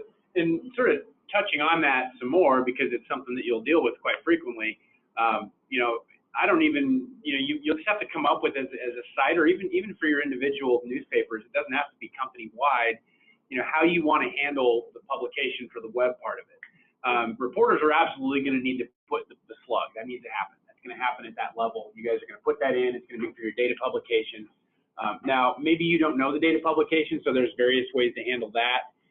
A lot of sites will simply put X's in the place of where it is. They know it's running this year, but they don't know what day and month. Maybe they know it's running this month, but they don't know exactly what day. So that's a pretty common thing. It's really just going to be what you guys decide you want to do and settle on with that. But that part absolutely happens. Every reporter does their own slug. Unless, I was saying earlier, there's a way for editors to generate this stuff for you. But every reporter learns how to do it, is taught how to do it. The start date and time, though, isn't necessarily something that they're messing with. It really depends on what your site's doing. Some places it's only editors and web folks that do that stuff. The reporters simply submit their stories when they submit them and leave the start date and time where it is. Now, it's going to default to whenever you click Add New. So whenever you create an asset, that's what its default start date and time is. Because we're presuming that you may have a breaking story, you want to go live immediately, so we're not going to ask you to fiddle with that every time. Same thing with any wire content that comes in. It's going to be whenever it came into the system. So it really is going to depend on who is touching this stuff. But the last site that I worked in Cheyenne, they actually still want all of their stories to go live the next day. It's maybe one story a day that they're posting in the afternoon, the day before print publication. So they were all trained to set the start date and time for the day of publication at 5 a.m. I don't know how you guys handle stuff going live. That's a per paper. No, and Dan is our lead evangelist on this, and we're really focused on, for the audience, when is the best time, and most of the time it'll be as soon as it's ready. But there's very legitimate, I think, strategic and audience reasons to hold a story. If we know that in the cycle of people's interest, that sports story is going to be, that sports preview, for the high school football game is probably going to get, more activity, midday. That's where we can get into some of the scheduling and say, just because we have that advance or we have an advance on, a big national figure coming to one of our communities, it may make sense to just time that at a kind of non-breaking news part of the day. And that's how I think it should be done. I think that's why that's the main purpose of that, is being able to say, I don't want it to go live the minute it hits this one thing, but I do want it at 2:30 p.m. It'll be done and ready by then. Yeah, and just again to reiterate, the fact that we've gone to the meter paywall structure for every single newspaper should really eliminate a tension that there's been in the past. I know with editors or many publishers in situations, and sometimes editors, which is, well, we don't want to give it away for free on the web. Now we've transitioned to, again, wherever it's most convenient for you is where we'd like you to pay for it. So I think that makes sense. Time to make that one. On those presets, getting back to what you were talking about earlier, can you set do not publish as a preset? Or? It actually will come as part of the workflow. The first stage of the workflow, print and web, has do not publish checked, as does the second stage, which is the first read. So it's going to be, I think we decided on created, first read, second read, and then ready. And so in created and first read, the do not publish will be checked. Once it gets to second read, then we uncheck that, because then you may want it to go live. Now you can recheck it or handle it manually from that point on. But even then, to go live, you would have to put those tags on there. Yeah. And so really, if you went live, it would just go where if you didn't have the tag. If you don't have section tags, then it's just floating in the ether. It actually is on your website. If somebody did a search that had terms that brought that story up, they'd find it, but it won't have a place to live. So it'll just be floating around. Nobody will be able to discover it. Right. So there are some other kind of things in place there. That's kind of a background then. Yeah, exactly. And Dylan, you mentioned workflows. So even though we have kind of a standard format, I know you'd worked this out with David and Bethany, and maybe Dan was involved in that, I'm not sure. Is there an ability to customize the workflow based on sites? Because we have some sites where there's more resources. You've got an editor who can do a read, and we've got some, almost, single, editor, newspaper type shops where Absolutely. they don't have to, if we have to make them go through 3 reads with the same person, that would be a little bit more. Absolutely.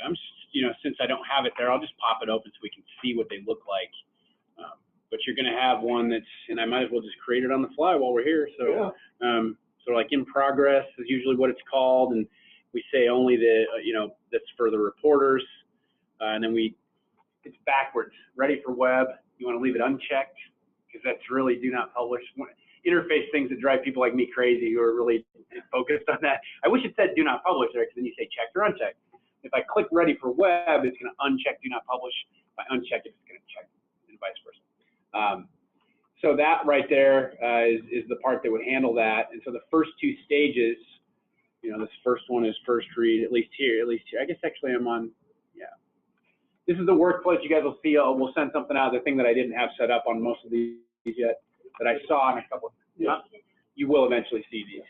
And there are also safeguards put in place where we can, for example, give the ability for a reporter to send something to print if the decision is made that they have that power, or to post to the web or not. I mean, there are controls around the roles that people have when they're logged into it. Yes, so I have to make sure that everybody's on. Right. So we can control who has the ability to send something, basically approved, ready to roll out or not, so that, in a smaller operation, we can have flexibility, but then, a larger operation, we can have more control too. So I'm going to go ahead and refresh my setup here so you guys can see on the asset. I can show you what workflow does, so more helpful than not. And my apologies for not having that part set up. I saw that it was set up one place, and of course, am I in the right? Oh. I didn't click reset. I told it to always show me my stuff. So I tried to search for that slug and didn't get anything, because it was defaulting to showing me as author, and I actually am not the author on this. You can see if I look in the author field.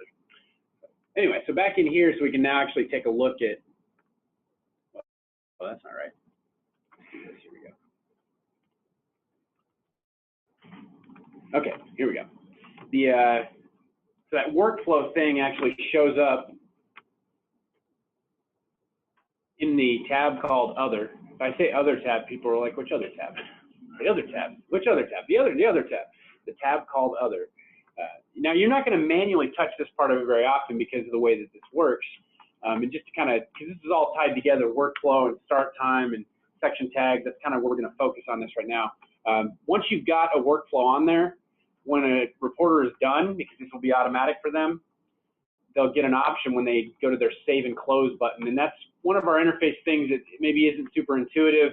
We've got buttons that have little arrows on them. The view button, the save button, the little arrow will give you more options for that. Save is just as it says. You save it, saves it, and that's it. But you may want to save it and close it in one go. You may want to promote it to the next stage up in the workflow. So reporters, this is what you guys will do when you're done with your story and it's going to an editor. You will say, all right, I'm going to click this little arrow. I'm going to choose promote to first read, save and close. You can see right now, being in progress, do not publish is checked. If I move it to first read, and you can manually move these around, which sometimes will happen if, you know, a place that does want to have a first and second read with the 4 stages may have, sometimes they need to move it straight past that for some reason. So on first read, it's still showing do not publish because at that point the editor's actively editing it.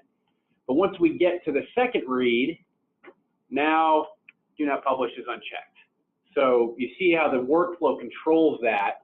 And generally, nobody's going to go here to workflow unless they're changing it to print only or something like that, because you absolutely don't want it to be live on the web, which there still is a lot of content that will be print only, in which case you're handling these. Now, you see, once it's in one of the other stages, you get 2 options. So an editor can promote it back down to the reporter and say, okay, you know, that lead makes no sense. I need you to redo that, whatever it may be.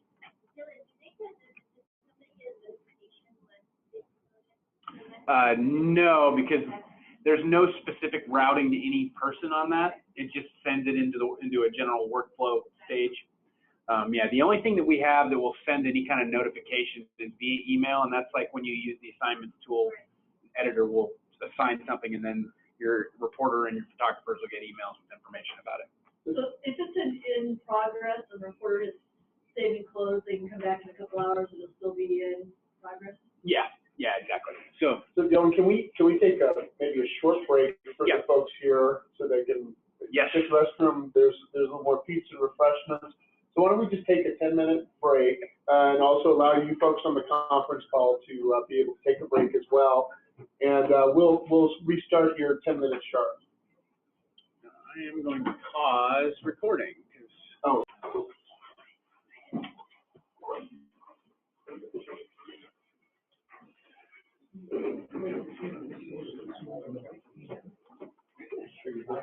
That's what I'm getting too. I make a real soda. They're tiny. All right. Take a All right. Did you restart the recording? Yep, recording is back on. We are good to go. Okay, so picking up where we left off, we're talking about the workflows and how those sort of, you know, manage the little buttons that'll get pressed automatically for them. Do not publish, and the one that matters most here. Oh, so, no, I didn't do it today, sorry. So coming back real quick to the start date and time. Yeah, good, please.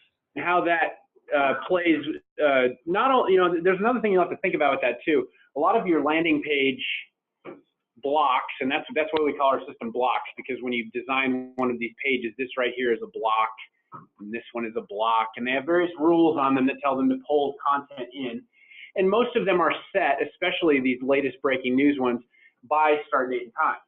So if you don't modify the start date and time for a story that got created, if somebody started it at 7 a.m. and it's going live at 2, if you don't change the start date and time, it may not show up because it may be behind other things that have gone live. So you do want to pay attention to the start date and time. That's, you know, along with slug, that's probably the 2 most important things to spend your time thinking about. So we've talked a little bit about, you know, how does something go live with this new way of using the system with the total CMS enabled, and that's going to be based on that do not publish button really alone.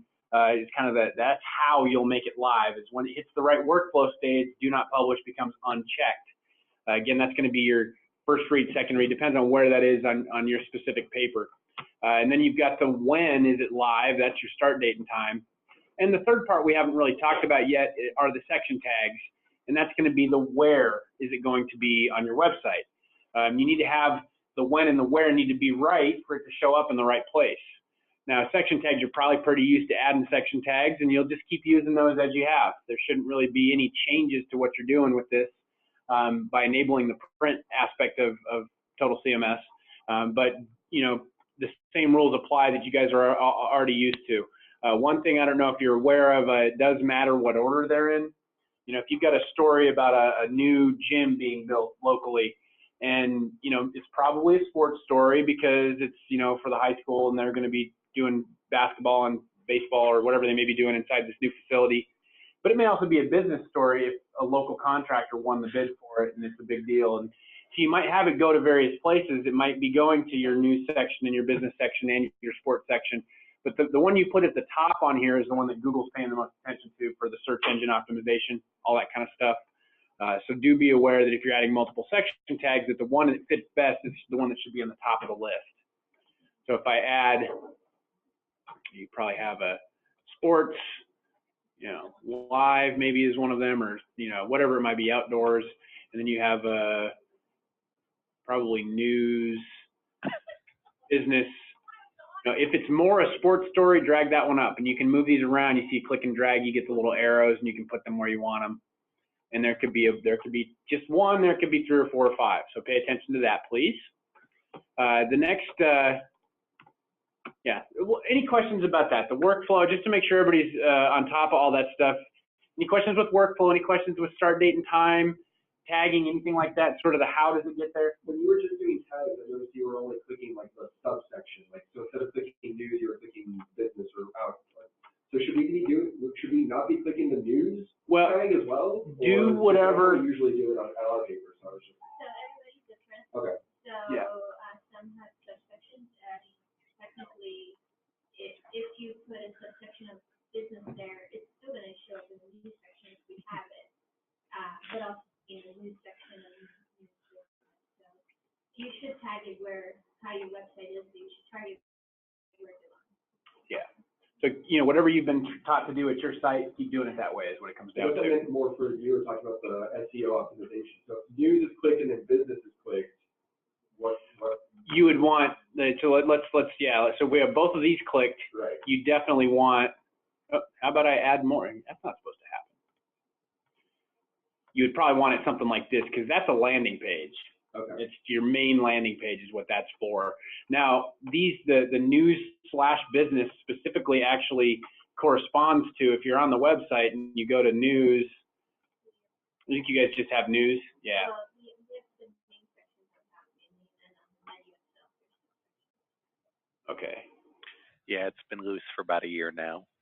There we go, right there. So like some of them have subsections. If you click on one of these, you can't really see it up here, but you see it actually becomes /classified. So it would be /news/ you know, if you had a secondary section of business, /news/business. So it actually is filling out the rest of your URL. So it's not just an abstraction there, it's actually the real place it's going. So you want the one that's most important to be at the top, is what it comes down to, even if you do have the second section, or the landing page is a choice. All right, so start date and time, tags, do not publish. Those are the, you know, how is it live? That becomes unchecked. Where is it live?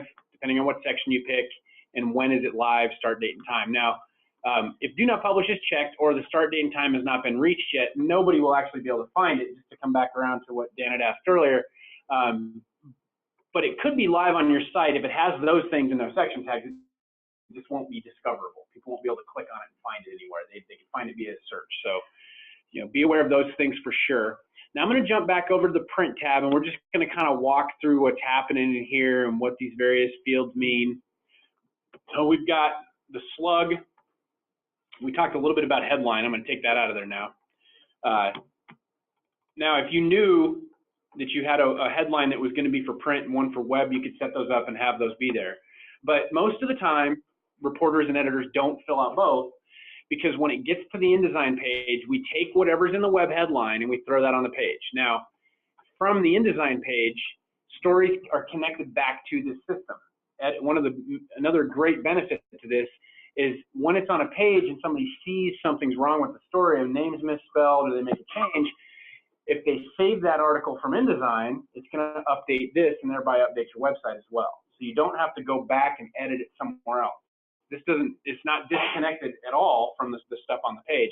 So it's a seamless editing process that by the time it gets to the very final stage at the end of the night, it should have had, you know, maybe even more reads on it than it did before it got placed. So keep that in mind, that from the news design, from the InDesign page, that they will be able to make changes. So again, what will happen is it'll pull this on there, but the headline on the page will then write back when it's saved to the print headline field, because you don't want that to change every time you change it on the page.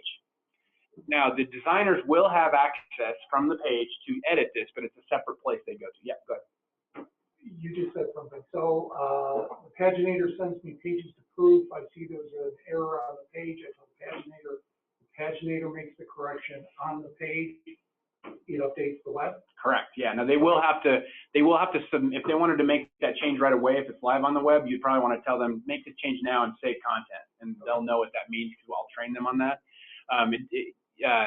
So they do have to actually commit that article back to the system by clicking a button. Now at the end of the night, every story that's on their page is open. When they send their page for final, it will then check every story in. So anything that didn't get updated will at the end of the night get updated. So it's not possible for something on the page, if it's connected properly, to not get that final update, even if they don't, do it right away. So just so you're aware how that works. So again, the headline. The web headline is the only one you must fill out. You do have the option of filling them both out. If something is in this headline field, it will ignore this for print entirely, and it'll place that one. And then if you don't have both, this one will be what comes on the page, but any edits they make on the page will save back to this field, and then they'll have a different way to get there to change something there if they need to. That's, again, you guys won't even see that part of it because it's all done from within InDesign. So the print tab, this ready for print doesn't have any specific meaning. It doesn't do anything. It's just a flag that can be checked for the designers to see that the story is ready for print. It gets used in two ways. The first way is that it gets checked once the story hits the part where the designer can place it at that point. So that some sites like, we want that flag to be enabled in their view and InDesign of these stories so that they can just at a glance see that story is ready for me to place. Other sites don't use it for that, and then they use it only at the very, very end, so that anybody looking at the stories and sees that icon knows that that's on a page that's already been sent and it's done, and it's not something they'll want to place again. So it really just depends on how you guys want to use that, if you use it at all. Some sites don't even use it at all because it's really just a visual indicator, and it kind of duplicates the efforts of workflow, because workflow kind of is designed so that designers are looking and editors are looking in a specific place in a specific workflow. So it's just another level of something you can add to a story if you want to have another visual indicator of it's being ready for something or another, whatever you choose it to be. Headline, now the subheadline, it could be called something different at any site, but that's going to be a secondary headline on your page. Generally appears under the headline in the first column of the story on the page. Sometimes it goes all the way across, but it's sometimes called a summary graph or a deck, depending on what your terminology is for it. That's one thing I've learned going across the country doing this, is that the names are different everywhere you go. And sometimes people think of subheadline only as things inside a story. Just know that what we mean by this is it's going to be a secondary headline for that specific story on the page. It's going to be a smaller headline that is generally used because the headline doesn't give enough information. Sometimes it's used by designers to fill out space, which is not what you really want to use it for, but if you have to, it's better than putting a fill ad in. So, headline, subheadline, and this print tab is truly telling you the truth here. It is only for print. Nothing here will have anything to do with web whatsoever. Most everything else goes for both. The print tab is only for print. So that is going to be brand new. That's something you guys have not seen up until the point when this got enabled. And you've got the option to fill out a headline, a subheadline. If you have a jump keyword that you want as a reporter because you think they might pick some other name, but you really want it to be this one, or an editor decides they want to set that before it gets put on the page, don't want to pick it, you can fill that out here. When they place the jump on the InDesign page, it will fill it out for them. Same with jump head. If you actually use a headline with your jumps, some sites actually use another headline with jumps. It's actually getting more and more rare because that just takes up real estate. Since most people don't read the jump anyway, why put another headline there and take 3 inches away from your story? It's up to you what you guys want to do with all that stuff. The notes field is simply internal communication between you guys. There is nothing about this field that could ever display anywhere public. So if you've got sensitive notes, things you want to say to people that you absolutely want to ensure that it's only going to be viewed by somebody internally, that's where you could put a note. AP content, if anybody's using AP, I know there may be a couple of sites that are, they move their notes and we get them in here. So if there's a note about a story from AP, it'll show up there as well. Sure. For the notes, let's say that I wanted this to be the top story on the sports page. Is that something we will fit in there saying top story on sports page? You absolutely could, yeah. And then there's one more thing about it. If you type the word alert with a colon, you want to jot this down for sure. If you type alert and then you put something after that, when it goes onto the InDesign page, it'll pop up with a dialog box that's in InDesign. It says something, they have to interact with it to get it to go away. They can't do anything until they click OK on it. So you can actually, you know, if you really want to get somebody's attention, like, you know, you say this must be the top story across the top stripped, put an alert colon before it, and they'll place it, and they'll get that that'll say you must put this at the top. So we're going to be more hands-on now. So where these stories wind up on these pages, because with Bethany, I was told, okay, this is my main story, this is my main arc, this is my subhead. Mm-hmm. All that's going to be done through here now. Yeah, you can do all that stuff before it even gets to her. Yep. It gives you more control. The reporter can communicate with the editor. Correct, yeah. Then we have another note method that's going to probably be better for a lot of circumstances because it's in line. It'll be next to your content, and I'll show you that once we get into that. Follow-up, if I don't put that on there, then we're just going to put the stories wherever they build necessary on that page. Unless you have some other method of planning out a page with them that you do. Definitely consider a story digest. Story 1, this is story 2, this is story 3, this is story 4. Why not do that anymore? You know, I think you're probably going to still want to have, you know, a digest or budget that you're going to continue to use. Now, I think that'll still be the same. I think you'll continue to do that way. Whoever the point person is, I don't think that needs to change at all. This is sort of just in conjunction with it. You know, in a way they have her cell phone number, I have her landline. Yeah, last time I was here, she was talking to all kinds of people all over the place, so I didn't know how that one worked. That's a big comfort to know that we're not losing her. Yeah, absolutely, absolutely. And she, man, she is brilliant. That woman knows her stuff. What's great is that she sees something once, and then I didn't have to tell her again. She just got it. Like I was like, I showed her once, and then we went to do it again, and I'm used to having to repeat it 8 or 10 times because that's how people work. There's a lot coming at them, and she just immediately goes into doing it. I'm like, you remembered all that? Good job. So can we see? I know everybody does their design different. We have designers in our office. Can we see the InDesign page from here, or how do we? So here is something that's going to be nice for you guys for sure. And we'll get into this toward the end of the class because it doesn't take long to show. We have an application called Page Tracker that shows up in the editorial area. And every time a save is done in InDesign on an InDesign page, every time they make a proof, every time they final send a page, it commits a new PDF of that page to the Page Tracker. And you guys can, from wherever you are, follow that throughout the night. And you can send them a note saying, hey, I see this page is blank. I'm sure you've done work on it. Can you just save it real quick? I'm not seeing Page Tracker on my computer. We'll probably need to enable that for you in the user group settings. Yeah, and she'll be able to just enable that for you. It's something that wasn't there that got enabled once they turned on the Blox Total CMS functionality here. So all the editors and probably everybody should get access to it. It's just a nice way to, you know, a reporter might want to get a PDF of a page to send to their family. You know, they don't have to email back here and have somebody email it to them. They can go to the page itself on Page Tracker and download the PDF. And I'll show you that stuff here in a few minutes. All right, so moving along here, the next part of this print tab is the Publications tab. And this gives you another fine-grained level of control over where a story goes. This is something that some sites use religiously and some sites don't use at all. A lot of sites, people are so used to using Slug because they've been doing it for so long that they don't really care so much about this. It doesn't matter to them. But what you can do is you can specifically say, I want this story to go on page A1. And you can say, you know, assigned depth could mean you actually want this story to be 20 inches because it hasn't been written yet, or it could just be an indicator for the desk, you know, the designers, how long that they think it's going to be, or whatever it might be. But if you fill this out and you say, okay, for tomorrow's paper, I want it to be on A1, you click add, it'll put a little box in here. And then the designer, when they open up their version of this asset manager, this editorial / assets in InDesign, they then can go to a thing called budget view, which will show them all these stories depending on what page they're on. And if they switch between pages, that changes based on what you've assigned. So this may be something that works really well for you guys being remote, the remote folks especially, because you can specifically say it's going to go on this page, and then they don't have to go hunting for it or trying to figure out from you necessarily, or always go to their budget. They'll have another way to do it. Again, it's not required by any stretch.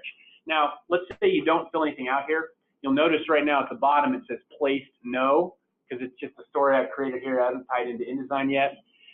If you place a story in InDesign and it doesn't have that information, it will automatically fill that out and it'll change place to yes. And if I place this story, that'll change to yes as well. And then it'll get a little icon on it so you know what's been placed on the page. Yeah, go ahead. So that story gets caught my eye.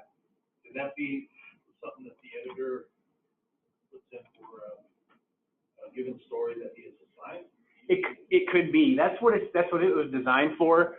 We've got another application called Assignments where you can go through kind of a wizard, step-by-step thing, and that fills this bit out too and actually creates a story shell, and then they see when they look at that bit that it's supposed to be 20 inches, they know what to write to. So you can use it in that way if you'd like to, for sure. It could also just be the reporter. Sometimes the editors say, I want you as reporters to fill this out. And even if you don't know what page it's on, you don't have to put that part. That may be something an editor does later. But they know it's going to be an A section because it's news, and they know it's going to be for a certain date. And then they can say, I'm aiming for 20 inches. So when you're looking at it when you do a search for something that they're working on and they're not done with it yet, if they've filled that out, you can say, okay, they're aiming to go 20 inches on this, if you haven't already discussed that with them. So there's a lot of flexibility in this stuff. And again, it's a little bit like Photoshop and stuff like that. There's a bunch of different ways to get to your end result. It's really going to come down to what you guys decide as a group, and then even in your individual papers, what's going to work best for you. Does it do word count? Yes, it does do word count. That's another thing we got. It'll do column inches based on regular body copy, word and character count. They're all live updated. And that's, here in about 10 minutes, once we get done talking about the tabs, we'll discuss that part of it. So Dylan, going back to Bruce's question, talking about story budgets, it sounds like this could potentially become a tool to facilitate your conversation with Bethany, especially the key phrase I heard was budget view. Yeah. I could see how it'd be really frustrating if all you saw were the little pieces, but if there is a view where Bethany can essentially generate what you're creating for her, it could become a way of making it quicker for you. And we can actually generate a true budget out of this. If that stuff's all being used right, there's another, it's in Page Tracker. We're going to talk about that the last probably 10 minutes. You can in Page Tracker generate a budget you can actually print out. Now, whether you like it or not is going to be up to you guys. It's not the prettiest thing that gets generated. It's definitely usable. It's just a lot of sites don't really like how it looks. The other thing about budgeting is budgets are often something you want to have be a live document that multiple people can access. And, if somebody says update the budget with your story, what we have built in, there's no way to concurrently edit. You can't have two people in the same asset at one time. So a lot of sites use Google Docs because you can have two people editing the same document at the same time. So if somebody's in the budget looking at it or editing it, somebody can still get in there and add their story to it without causing any damage to anything else. And we don't have that. So I just want to make you aware of that part of it. If an editor takes a story from A1, could it physically be put on page 2? Because it will let them do Yeah, there's nothing that's going to stop them from placing it anywhere, just by the necessity of things moving and changing and how much you have to go back and undo. So we don't have a hard block in place on that. It's just a guideline. But then you'll have documentation when you go back. Yeah. So, Right here. oh, yeah, go ahead. Well, so I pulled that window up, and mine says publication, but it won't let me pick our. Thank you. You guys are not to. Probably user account controls that hasn't given you access to it. Yeah. We can be draconian and lock you down really hard, or you can leave it wide open, and it just depends on what you guys want to do. So yeah. And again, there may be multiple things in here. If you've got a story that runs in multiple times for some reason, that's pretty rare, but it's not locked to just one publication too. Some sites will do, like Cheyenne did this. They have every Saturday, they have like a best stories of the week thing. It's more an advertising thing than anything that gets inserted, but they take like the 4 best stories of the week and throw them onto a page really quick, and then it goes out in the paper. In that case, then it would have 2 entries for it. So you're not locked into placing stuff only on one page. Is there a way to do multiple publications? So, using the story that Dan gave me the other day. Yeah. We used it in both Copper Era and the Range News because it affected both, without having to upload it twice. Yeah, and that's exactly what I just was doing here. Is you can make as many entries as you need, and then when somebody's on that publication code for their page, because this all ties back in very seamlessly to the pages themselves, they get that same code on it. If she goes to budget view for the TCJ and goes to whatever page that's on, it'll show up there. But if you have another entry, when she opens the pages from that location, which will have its own pub code, then it'll also show up on that as So well. I only need to upload that story one time. Correct. Yep. Okay. Now there are some caveats with that, and it's mostly going to be something the designers will have to think about. But you really don't want to have the same story placed on 2 pages that are being worked on at the same time, because then you run into issues with the incompatibility of web and print, the languages that they speak or that they're written in. You know, HTML tells a web browser how to show something to the public. That's what it's designed for. InDesign has its own language that's called IDML, so it's, you know, just 2 letters different. And so they're different languages. They're both telling a program how to show it to the end user. That introduces problems because the web is dumb to InDesign. It absolutely, HTML has no idea what kerning or tracking or what font size with the actual point size of a font. It doesn't know the fonts themselves. We've used HTML to allow us to handle paragraph styles, object styles, character styles, things that you can set in InDesign. We can set those as we go. So there's some limited stuff we can do to translate between them. But long story short is you have 2 stories on 2 different pages being edited at the same time. Whenever you make a change on one page, it's going to cause the other one to like try to reflow itself, and that can cause you to lose formatting and stuff like that. So we'll need to talk about that if you have something that's being worked on concurrently, how you want to handle that. And there's just not a great solution for it. It's just going to come down to picking from the lesser of whatever evils you have in front of you. Sometimes that means you're going to place it with the second publication is not going to have a tie back to the system.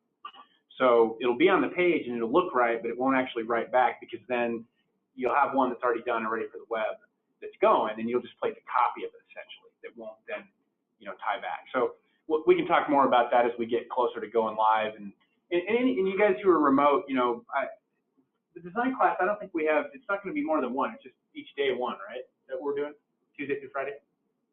I'm not sure of the specific schedule. You talking about the design class on site here in Vista? Yeah.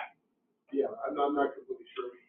I'll have time this week before we get to next week, and I'll make sure you guys are aware of when that is. If you need to call and you want to talk over some of the details of this stuff, or we want to do a conference call with a bunch of you, that's totally cool too. So one last question, but it might be more appropriate for Sean. Bruce, Chris, and I were just talking about sports. Is there value in somehow making each of our publications available to the other? So Bruce just had a Wilcox sports story that I could use for Range News. If he did that, it just goes to my page. Well, is he coming from a different CMS though, or are you guys on the same? I mean, I say CMS. Is he coming from? Are they on the same website, or are they different websites? Different websites. So in that case, then there's the syndication channel. Syndication for the website, but I'm talking about going to print. Well, that's what I mean too. Oh, okay. So these, you know, what you put in Cap Journal is not going to show up in IberiaNet or Montrose Press. They're going to live here. Now, if somebody needs access to that, there's yet another application, syndication they can go to, and they can look at your content and they can pull a copy of that down to theirs. And then I just click for print, and that'll tell They can tell it. Yeah, the designer will then use print only as the workflow, and this is something we'll teach them for sure. Okay. How to manage that stuff, and you guys can manage it. Yeah, and that's a big reason why we're going to this kind of centralized editorial system to make story sharing easier. We've got all the assets in one system. We quickly discovered there's a lot more that we can do with the content than we did before. We're just having it floating in Dropboxes and InDesign documents. Okay. Yep. That's a great question. Yep, that's a very, very, very good question. So that's our print tab. I'm going to move over to tags. You know what sections are? We've talked about that. Keywords, keep using that how you guys have been using it. I don't know if you guys use the suggest button when you're doing that or not here and there.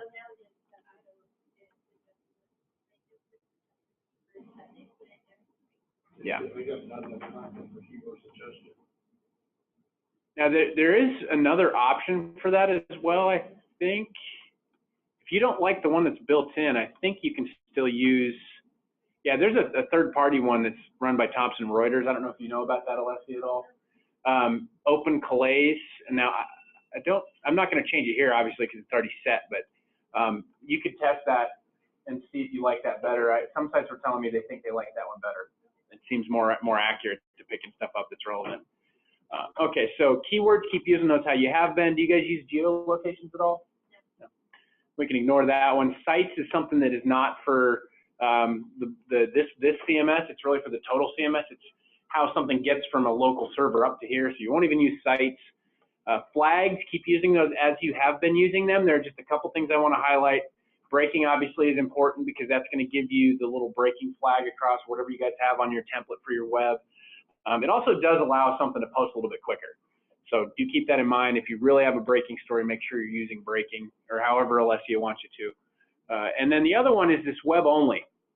If you flag something as web only, especially photos, video, photos, PDFs that you don't want to go on the page, but you want them to be for web, InDesign will then ignore those and not place them on the page. Because by default, an image or a PDF, we see that and we think you want to put it on a page because they're both print formats as well as web formats.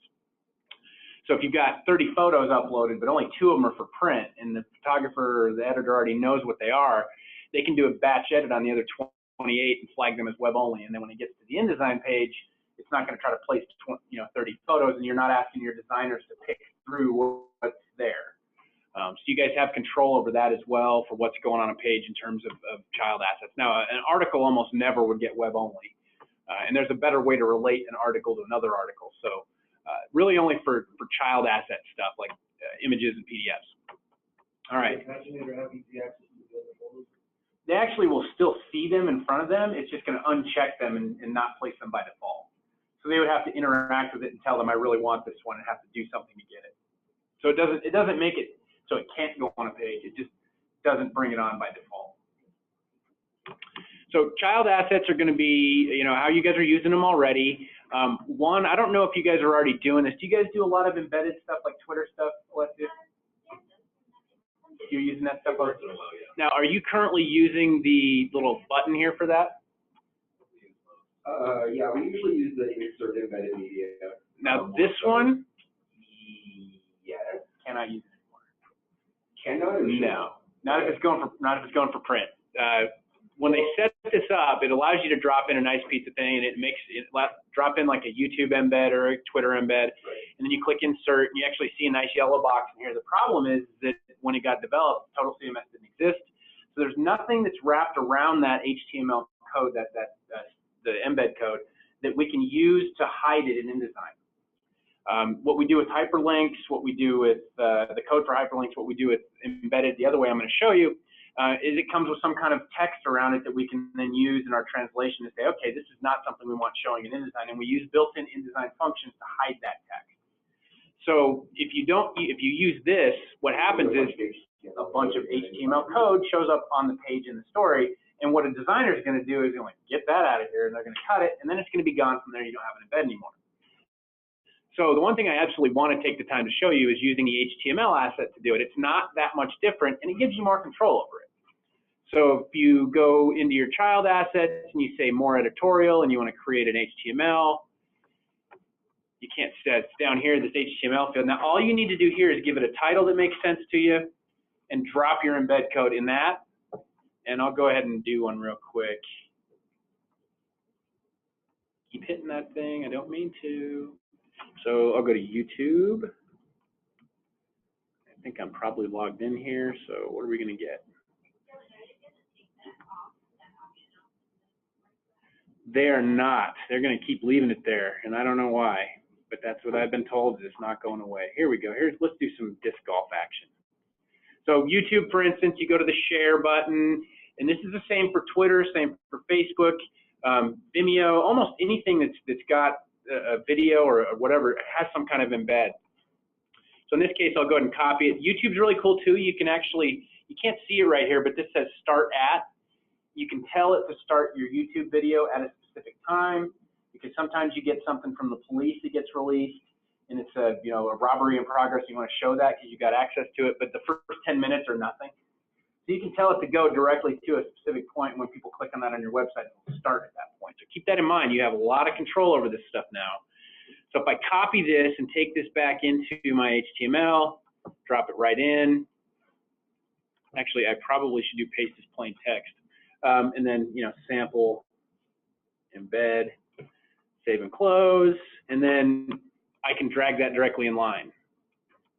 And I can't see it yet because I don't have enough screen real estate here, but there you go. You've got a sample embed, and that'll show up wherever you want to. You can drag that around by clicking on it. It'll move wherever you want it.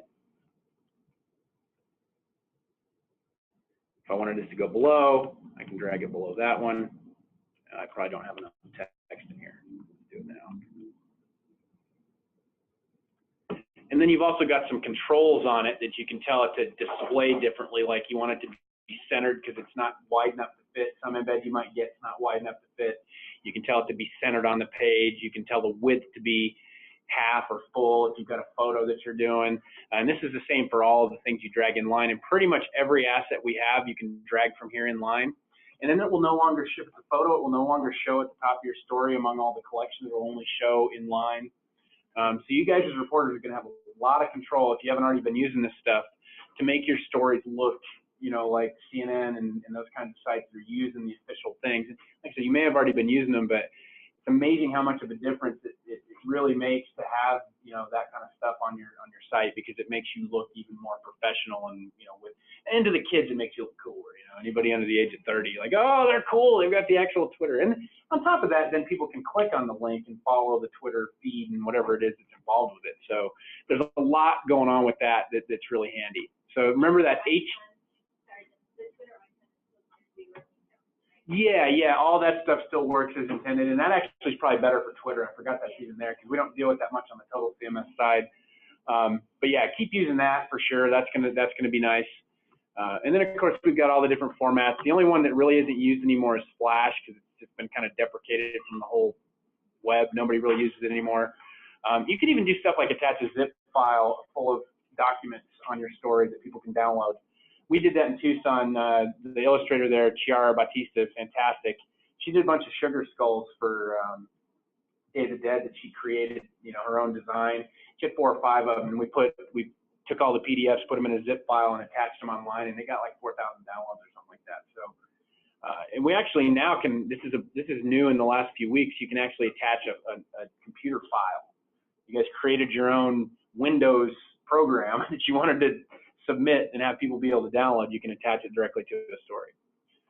Now, I sort of to break over into the syndication part. So let's say you had a photo that was coming from, you know, a photo that was taken in Green Valley and you wanted to use it in Wilcox or whatever. You've got this syndication option here. Now, I talked a little bit about it as a whole different place you can go to, which you can, because then you have, you can look through, you can use this option over here to get to a different interface. You can look through all kinds of stuff. This is really over here just to add it directly to a story, but it may be used even more than, you know, if you're looking for art from a website, or even art from your own website that, well, I know it doesn't work that way, Chief. It would be other people's websites because you're all in the CMS. So if I click from syndication, then I'm going to have these various options, and I'm not sure what wire means. Does that just mean it's available from them, or is there something?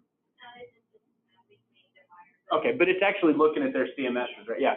So if you needed something from, you know, Parker Pioneer, you can come in here and you can find, you know, that looks like it's an image, and I can click on that and I can say import and add, and I can add sections to it or whatever I need to do.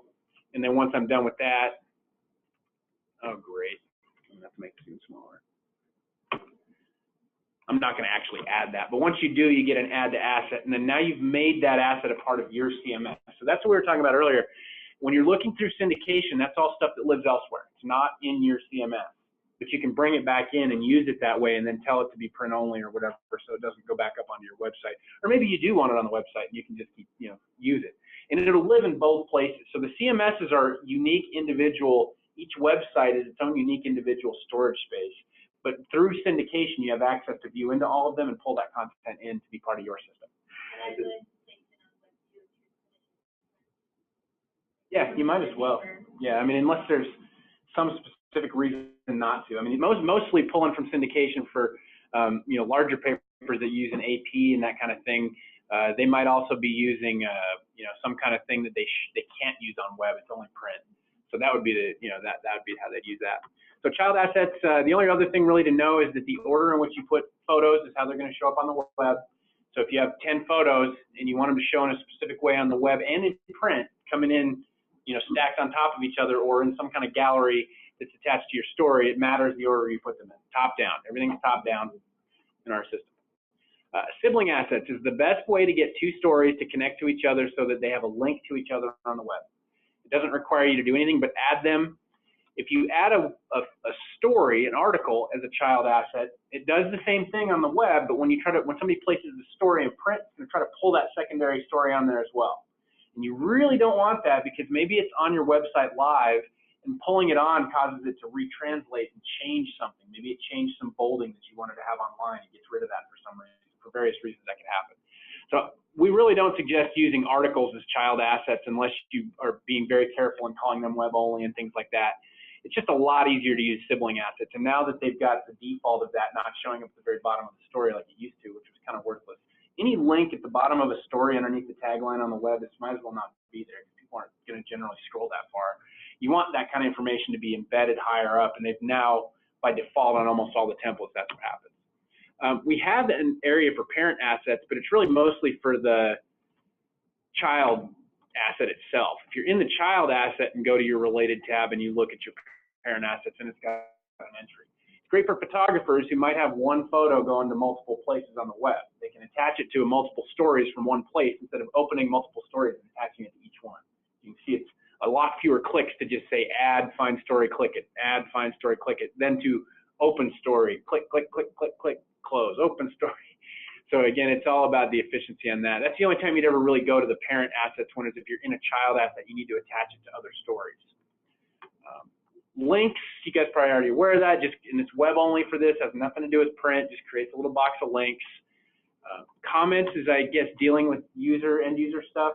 We don't see this in the total CMS I generally deal with, so I haven't dealt with that very much. That was not something we had when I was in Tucson either. And then related content is going to be info boxes and such. You're going to want to set these up, whatever the one is that you need to pick for the web, pick that style. When it comes on the InDesign page, it's actually going to style into a shape or a form that they've got set up predefined. So it'll style it as like a box text, a little bit different than a story. The one thing to remember with these, in the current incarnation, they will never write back from the page. So like I was saying earlier, when you edit on the page and save it, it goes back. These do not, because it got, long story short, it got bolted on after the fact, and they didn't give this any kind of identification that our code guy can look at and say this is where it needs to go. Assets and asset fields have unique things that we can say, okay, send it back to this place. The related content never got that. So if you have an info box with your story, if you make an edit on the page, the only way to get that back into the web asset is to, after the fact, copy it back in there. So be aware of that. That is going to change. They will end up being a type of child asset related content boxes. That's going to happen in the next couple of years. I don't have a set date on that. They're going to ditch the related content thing at the bottom and just make them be another type of asset, which then will allow us to have those things right back properly and all that. All right, so that's, again, pick the style that you need for web. When it comes on the InDesign page, it's going to come on and be styled in a method. And they'll probably change around if they want to, make it wider and have colors on it and stuff. That's something they'll all do manually. So keep that in mind. Running over to the other tab real quick. Anything you guys use here right now, keep using it the way that you have. Do not publish is going to be mostly automated now, but it's still an option if something ends up on the web and it shouldn't be there. Whoever's looking at it says, should this really be there? If it's open, click do not publish and hit save. That'll take it off in the next couple minutes. Archive date and time and delete date and time are not something you probably use too much now. Delete date and time probably never. Anybody who's using AP content that gets pulled into the system will have a delete date and time of 30 days after its start date time. So AP content, they force us to do that because they don't want people using old stuff, so it's part of the setup. But if there's an entry in here, you want to get rid of it, it's as easy as deleting it and saving. So it's not like it's stuck there forever. It's just there by default. Archive date and time, that was what I was telling you earlier when I had the contest every day and it had a new asset that went live every night at midnight. I used archive date and time. What it does is it checks do not publish at that date time, so then it becomes not visible to the public. So I set one up each day with start date and time of midnight, and then it had an archive date and time of the next midnight. And then I duplicated it and just changed those for each one. So what happened is a unique asset every time that popped up there. Instead of going in and changing it or having somebody remember to do that, you can schedule stuff out well in advance that way. So if you have a series that's running and you want, the story to be live for a certain time and then go away, keep in mind that archive date and time will allow you to do that without deleting the content. It's just going to check that button once it gets there. Notifier, talk to Leslie. I don't know much about that stuff, to be honest with you. I know enough to be dangerous, and you don't want me to be dangerous. Location, do you guys use that right now? It's really great for a little tiny map for the web, not for print. We've actually talked to Google and asked them if we can use a little map and make it, you know, because we can see it and we can make an image out of it, but they don't want us to. They don't want it in print. And I don't know why that is, but they're hard and fast on that. So you still have to make maps for print however you normally do. But this will make a little map on the website that people can click on and get directions on their phone, that kind of thing, or print it out from the, you know, if they're on a computer and they click on it, or take them to Google and they can print it out. It may be MapQuest. It depends on how that got set up on the CMS end. I don't know what the difference is, but I've seen both. Great, fantastic, because I think that's better than MapQuest personally. And then the other thing that's nice is something we deal with in Arizona a lot are things like brush fires and wildfires. Knowing where something started could be very hard if you don't have a latitude and longitude, because it might be in the middle of nowhere.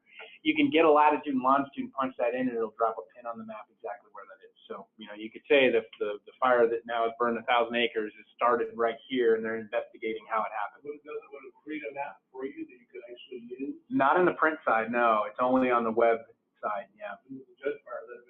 We really, really, really wanted to. And like I said, we went to the point where my team kept pushing up the chain until somebody higher up, one of our programmer manager people, went and reached out to Google and said, can we use this for print? And they just flat out said, don't do it. Nope, not happening.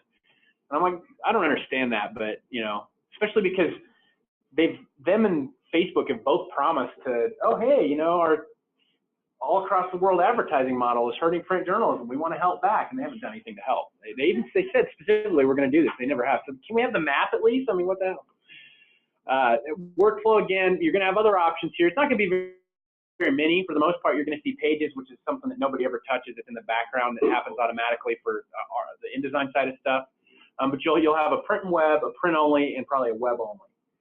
And this stuff can be modified, and I'll make sure Alessia knows how to do that, or anybody else who needs to, if you want people specifically at sites to know how to handle it. It's not, you know, it's all arbitrary. So like earlier, we were talking about how one site might need 4 stages, another site might only need 3. Just make sure that by the time we get to go live next week that we know what to do, and between us, we can get that all set in place for all your various sites. If you're using custom properties, keep using it. Maybe you are, maybe you aren't. A couple of sites that are using it for paywall stuff. I don't know if you guys use that at all. Cool. It's all the better because you have to manually type it in every time. And then we do keep revisions. Right now, we are locked into the web CMS's 10 only revisions. It's not quite as nice as the total CMS product that's on a server. We get 50 there, but they're changing that, I hear. In the next few months, an upgrade to the CMS is going to give you more revisions here because there's more sites using this, and it's a lot more important that stories that are going through an editing process, you can get back a bunch of revisions. One thing that's nice about revisions is that, and I have to enable this, I think, from somewhere, but we'll enable it so you can add a comment to the revision. So if you save something and you've taken something out of it and it's just not enabled right now, there'll be another, right above the promote to ready will be this little box that you can say, you know, add note to it. So just to clarify, Dylan, it'll only save the 10 most recent revisions. It won't cut you off after 10 revisions, right? Correct. Yeah, it'll save the 10 most recent. You won't be able to go back past 10. Just want to make yeah, sure. I'm sorry. Yeah, like, you've got 10 that's a good point. Yeah. Yeah. We don't save after the 10th save. Now it used to be not even very long ago that you had to save a lot because you were only as good as your last save because there's no recovery function. But we now have a recovery function that works a lot like InDesign in that it kind of is following as you go. And if you close your browser window or you lose power or something like that, and you open the system back up, it says, here's where you stopped, and it'll let you open it. So thank God for that, because that was, to me, that was like one of the great, when I first was learning the system, I'm like, how do you, yeah. So that's there now. The rule of thumb, so you don't have to count, is if you see the weird little eyeball, it's not a creepy eyeball anymore. Now it looks like a CBS logo. I'm sad. It used to be this like, you know, the creepy eyeball that like really wide eye looking thing. If you see that on there, you can actually double click and open it. Now you can't change the regular asset here, but what it's doing is it's going to let you get in there and copy and paste out of it, or, you know, look through all the pieces. You know, one of the places that it got used in Tucson is like somebody would have a story and it'd be a really sensitive quote, a juicy quote that we really wanted to use. We had to verify it because it was potentially libelous or, you know, just going to cause waves that they didn't want to make. So that what they would do is the policy was to delete it out of there entirely, save the asset, and then just make sure you put a comment when you save it that says the quote that I have is on revision whatever, so that you can go back and get it if you need it. Anything that's dangerous, that could be libelous, you know, you probably want to get it out of there, but you can get back to it by the revisions. Okay, so that takes us through that stuff. I'm going to real quick kind of go through what's happening with these up here. Oh, I haven't shown you yet how this works. I have added myself as author. I have not yet added myself as author, but if I do add myself as author now, it populates my byline and tagline. And that's why if you deal with more than your own byline, you don't want it on every single thing, because it's more of a pain to come in here to 2 different fields and delete it than it is to just set yourself not to automatically be, and then you can add yourself as you go. This isn't something I think I talked to Bethany about it just a little bit, but another place this gets used is if you've got a lot of columnists that submit their own stuff to you via email, local columnists around the area.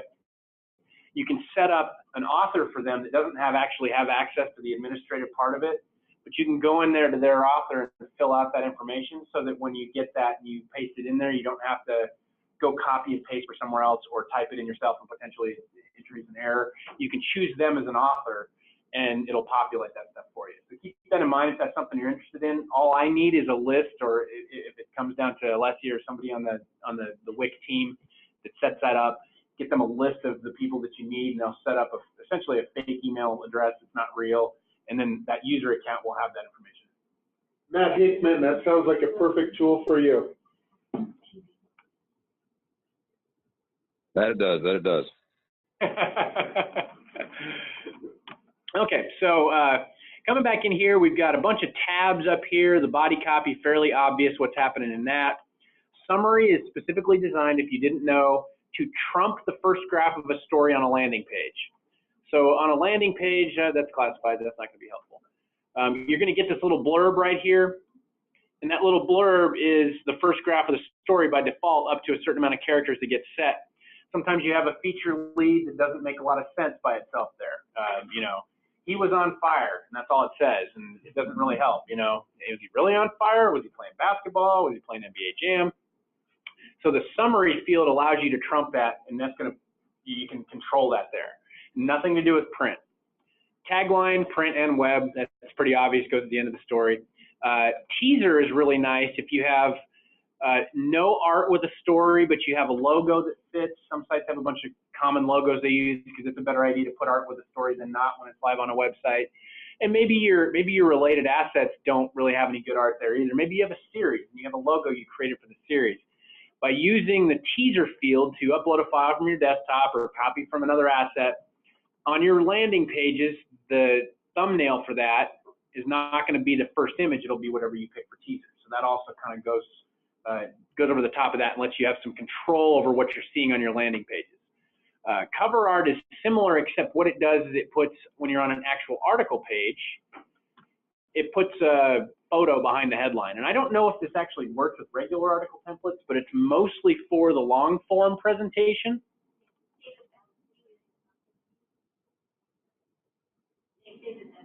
Oh, David used it. Yeah, long form is a great tool. You can do a lot more with it. All the things I was showing earlier, when you can control the embedded part, you can tell it to go left or right or centered or half. Don't overuse it, obviously, because then it's not special, but long form gives you the ad stack goes to the bottom. It gives you the full width as a thing to work with. Every site that has never used it that I show that to, like going into depth, like later on after class is done, they all just love it. Like, oh, I can make this really cool thing now. Yep, and anything that's a major, center or major enterprise kind of thing. Personality is not much different from a regular article. It just gives a bio box at the top of the ad stack that you can set up for that person. It's mostly columnists and stuff. Like in Tucson, it was Greg Hansen that he was the only one that had it for a while, but he needs his own page because he's Greg Hansen, and everybody who does sports in Tucson knows Greg Hansen. But cover art, again, it'll give you something behind. If you're looking at a long form, it'll go behind the headline itself, and you can actually change how that looks too. You can, the headline can get a drop shadow. There's things you can do with that, and I'm sure you probably played with all that stuff, and you guys kind of know that already. Display priority, keep using that how you're using it there. The only thing I really want to mention with images is that you absolutely want to use mugshot presentation mode if you have an actual mugshot. Now, probably already know because it's only been for the web, but if you do that on a regular photo of somebody, it's a full-size photo, then they get the whole photo gets shrunk down into a mug. So again, it's really only going to be for headshots. Where did images come from? I'm sorry, I did a child assets, Okay. and I'm creating one directly from here. Now, you could do that from your new asset button, but most of the time an image is a child of something, so it's easier to do that directly in the story. So otherwise, then We run birthday announcements a lot in our paper. Mhm. Would this fall into that area? Could we just basically take the headshot of the child and run a little bio on the birthday? Yeah, and so if I add an image from my desktop, or even if it's already something that lives there, you know, I'll go ahead and add I'm doing one for my desktop here, so I've clicked the button here, add image file, upload a file. There used to be like 4 more clicks between that and this. I mean, it's ridiculous, and I just always made fun of it, and now I can't make fun of it anymore. They fixed it. Kids, we want them in the paper, but out of the web. Okay. So I go through questions for you on that, because again, Yeah. Yeah, no, it's an excellent point, because we've got to be compliant with COPA, the Child Online Protection Act. So we'll that's have. where we create a custom workflow for that. Right? Yep, exactly. And what that'll do is that'll block syndication. It won't allow it to go. It'll keep do not publish check. It won't allow it to be visible on the web. Yeah.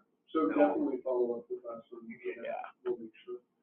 So I've got just some like training assets I put in, but this is, you know, an example of uploading from a desktop. Mr. Cat. Now that's a headshot. That's something I want to be a mugshot, because you know if you put it on the website this way, then it's going to be a giant photo at the top of your story of a face. And if it's a cat, it's cute, but if it's a human face, it's like, ah! We're not as cute as kitties. We know this.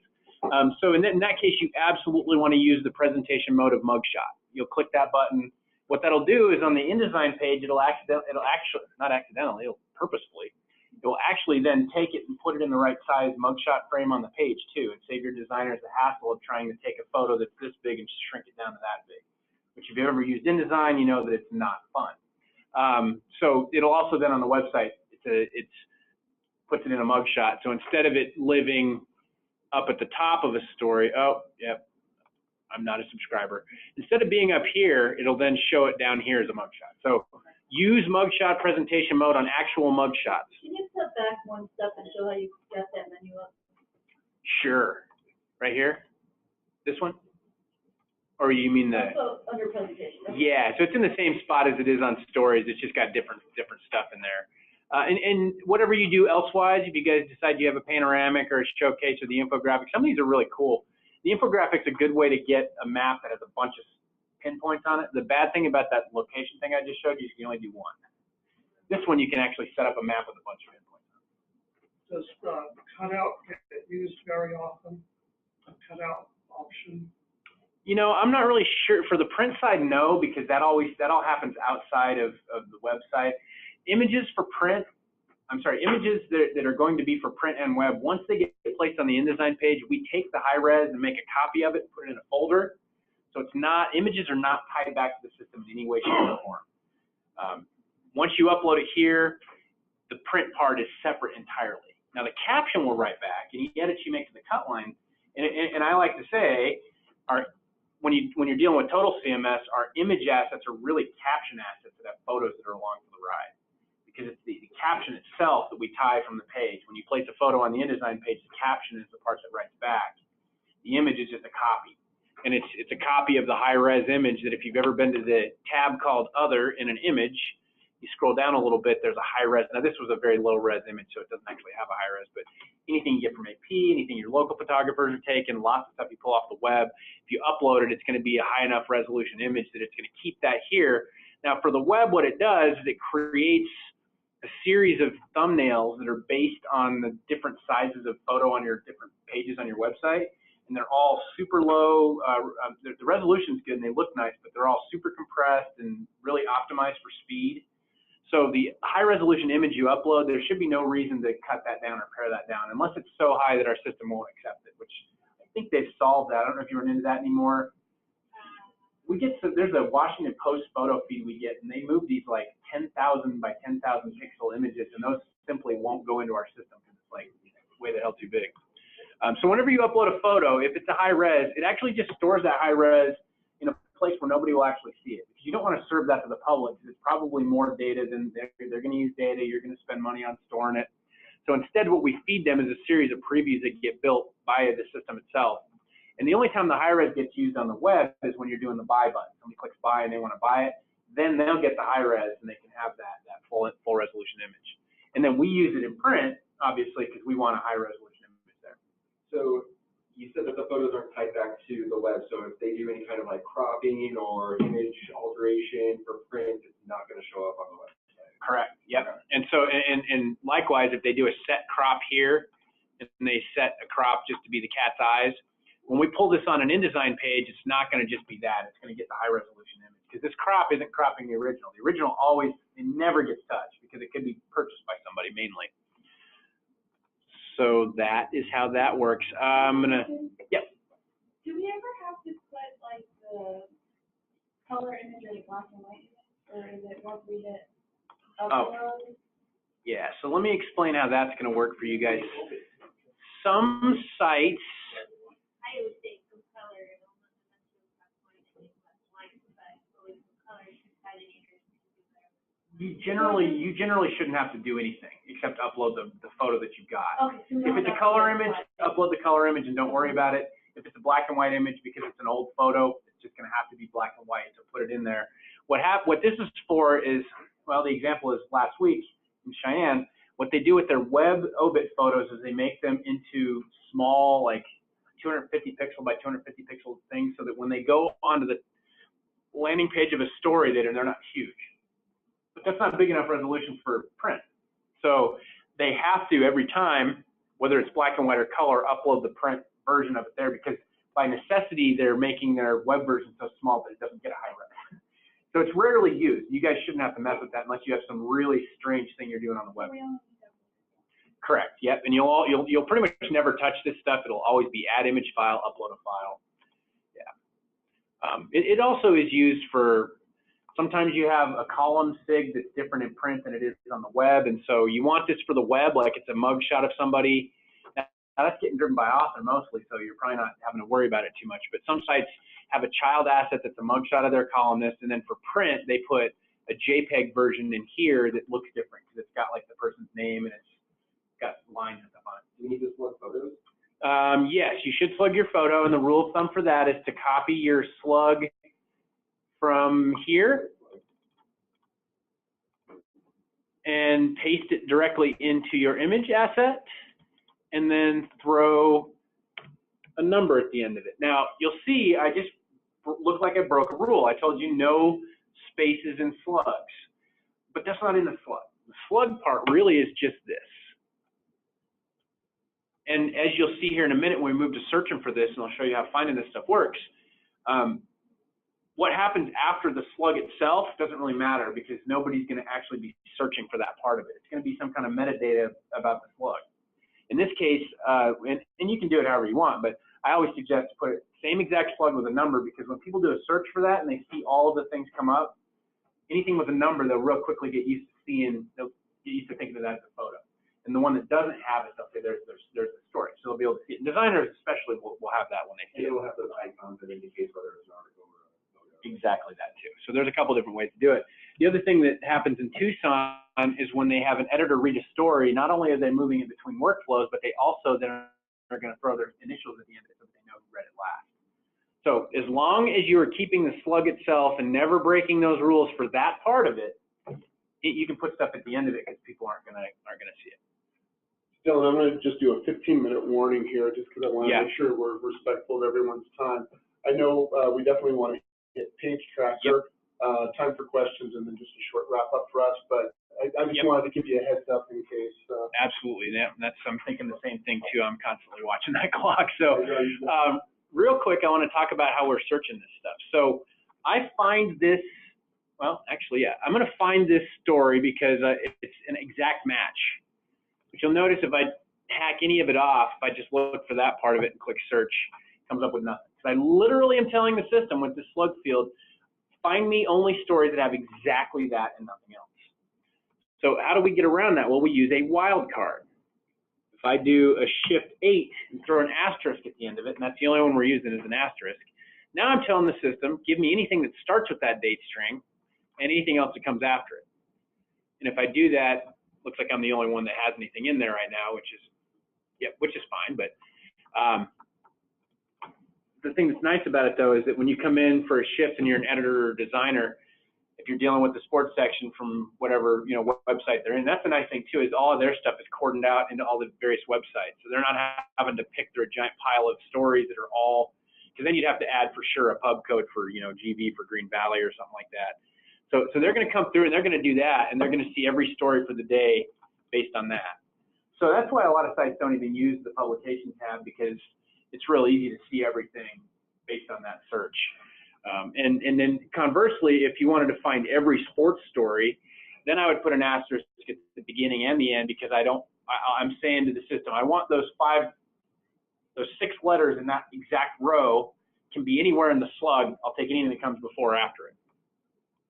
And so then it becomes very easy as well to say I'm looking for everything on the 2nd of March. Come next year, you want to look for every story that ran on the 2nd of March ever, any day, any year. So you can sort of build your slugs around these things, and so it looks like somebody did create something in here with no hyphens. Oh, is that what that is? Of course, makes sense. So yeah, so the slug field is looking for an exact match. We get around that with asterisk. The rule of thumb is always put one at the end. Always, always, always, always put one at the end, no matter whether you think you have an exact match or not. Because if I come into my story, or if I'm just what everybody does at some point in time, if I accidentally put a space at the end of that, now it's going to find it for a couple seconds because the search indexer hasn't, maybe it's really smart now and doesn't allow, no, see now it disappears. I accidentally put a space on the end of it, we can't find spaces. So always put a slug or an asterisk at the end of it, because you don't know if somebody accidentally left a space on it. All right, and that stuff stacks with everything else we've got here. One of the ones you'll definitely be doing is you'll have searches for workflow. So editors will be looking at first and second read. Maybe you have a save search just for first read, a save search just for second read. And generally you won't put a slug at all in there, because there's nothing that's like today, tomorrow for these. So you'd have to change your save search every day. Some people do that actually. They just get in, the first thing they do is change their save search, and then to update, they just keep clicking their first read. So slug, you kind of tack that on your own. You kind of type that out on your own. Any questions about that part of it? Really the only difference between how you've been searching them is that slug is there and it's got a very specific. What about with paginated restriction for us? Looking for stories from your stuff? Yeah. That's what they're going to do, is they're going to generally, now I'm going to give them all the options, and it's going to be kind of up to you guys to decide what you want to really do going forward with it. Maybe you decide you like the publication thing because it's easier on them and probably easier on you, because you can actually then look for print publication placement too. What status it's in, what pub it's in, what day it appeared. Yeah. So they'll be absolutely taught the slug way, because most everybody in the country uses our software, uses the slug search to find stories for that day's paper. But I will absolutely show them publication, absolutely show them workflow and how to follow stuff that way as well. I didn't mention this, the deleted queue. If you delete something and you can't find a story, you've got the slug right, everything should be there that is right, but you're not finding it. Maybe somebody accidentally deleted it. So you can go to the deleted assets queue and look there. I don't think there'll be anything in there at all right now. Oh no, there probably will be. Yeah. So, and now when it's in deleted, then you have an undo deletion. And remember, you get 7 days from the time that that button is, the time that something gets deleted, 7 days later, it will be gone from the system unless you undo it. Okay, so let's jump over real quick and look at Page Tracker, because this is the super awesome one. Assignments, if you guys decide you want to have the tool I was telling you about, to like set up story shelves and it's a whole wizard, let me know before I'm done here. Even after I'm done here, I'm in Tucson. We can do a web meeting, I can drive over, whatever it is. We can talk about that stuff more going forward. All right, Page Tracker, really kind of nice, although I don't think we're going to be able to see anything here, so I'm going to take you to another site that I know is using it. Victoria Advocate, who also is doing hosted.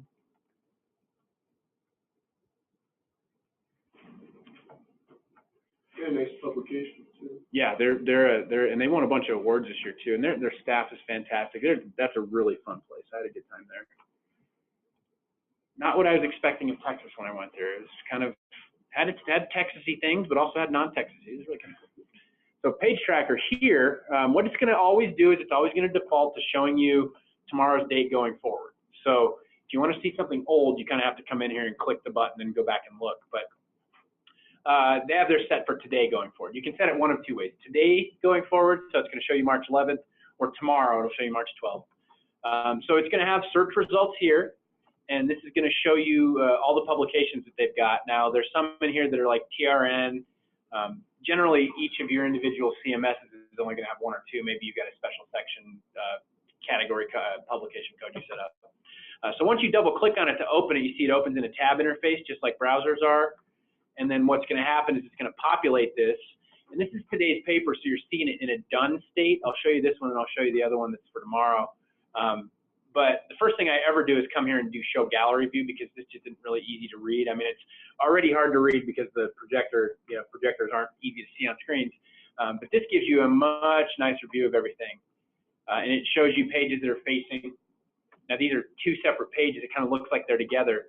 The color coding is what's important here, because the green ones mean they've gone all the way to final process. They've been sent to plate, essentially. Then if we go back and look at tomorrow's, it's going to look a lot different. You're going to have some red ones, which are in a state of not done at all. They're still being worked on. And it should tell you if you hover over it what the status is. Oh, it just says status. Oh, our interface sometimes is funny. We've also got there's 5 different colors that you can use here. So there could be 5 workflow stages. Really, there's only a need for 3. Red is it's still being worked on. Yellow is it's been sent to approve. So it means it's really close to being done, or you know that it's just in a state of correcting things on the page.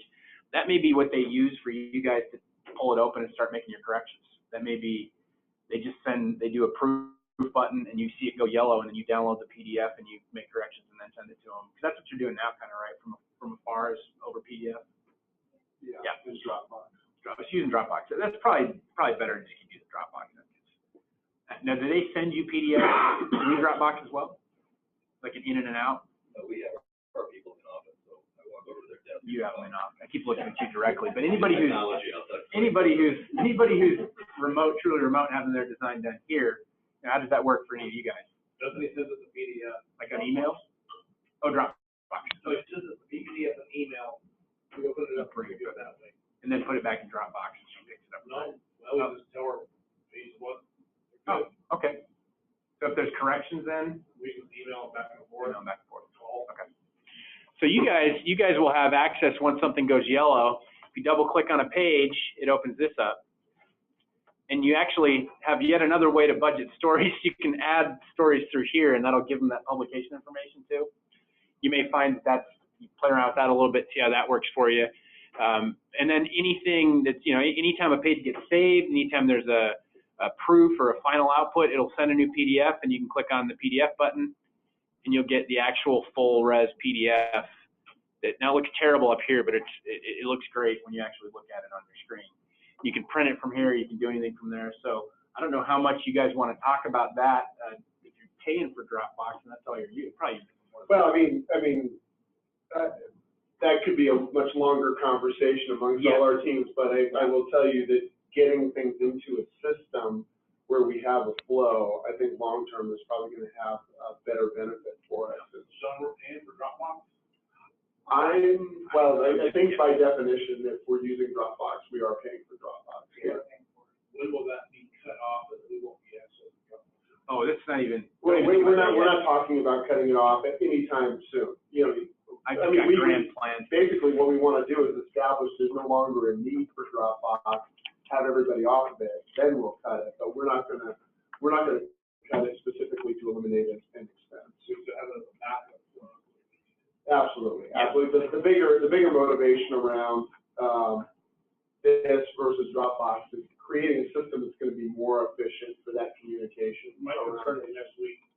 No. The initiation week for us is like, I'm still grasping. Yeah. In fact, let me touch on that because I also want to make sure we're on time. And let's, those of us here in Sierra Vista, let's thank Dylan for all your time. I want more time. I want all day.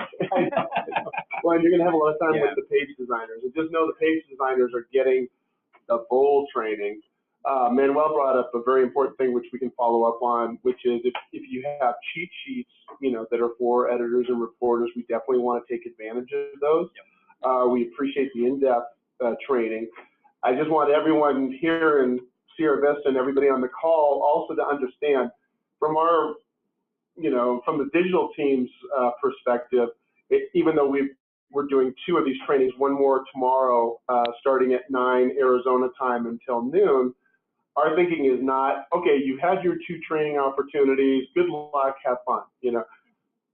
We love when you're able to take advantage of these group settings because we are a small team, but we are absolutely committed to doing whatever amount of training is necessary. I've spoken with Jennifer and she said, we may need some extra training for our team. And, the places where we can physically go out and do the training and the timing works out, we can do that. A quick word about the rollout, the timetable. So the newspapers that are already being created by Central, I keep saying page design because I keep getting trained, don't say pagination, it's page design. The plan is to start rolling those out next week.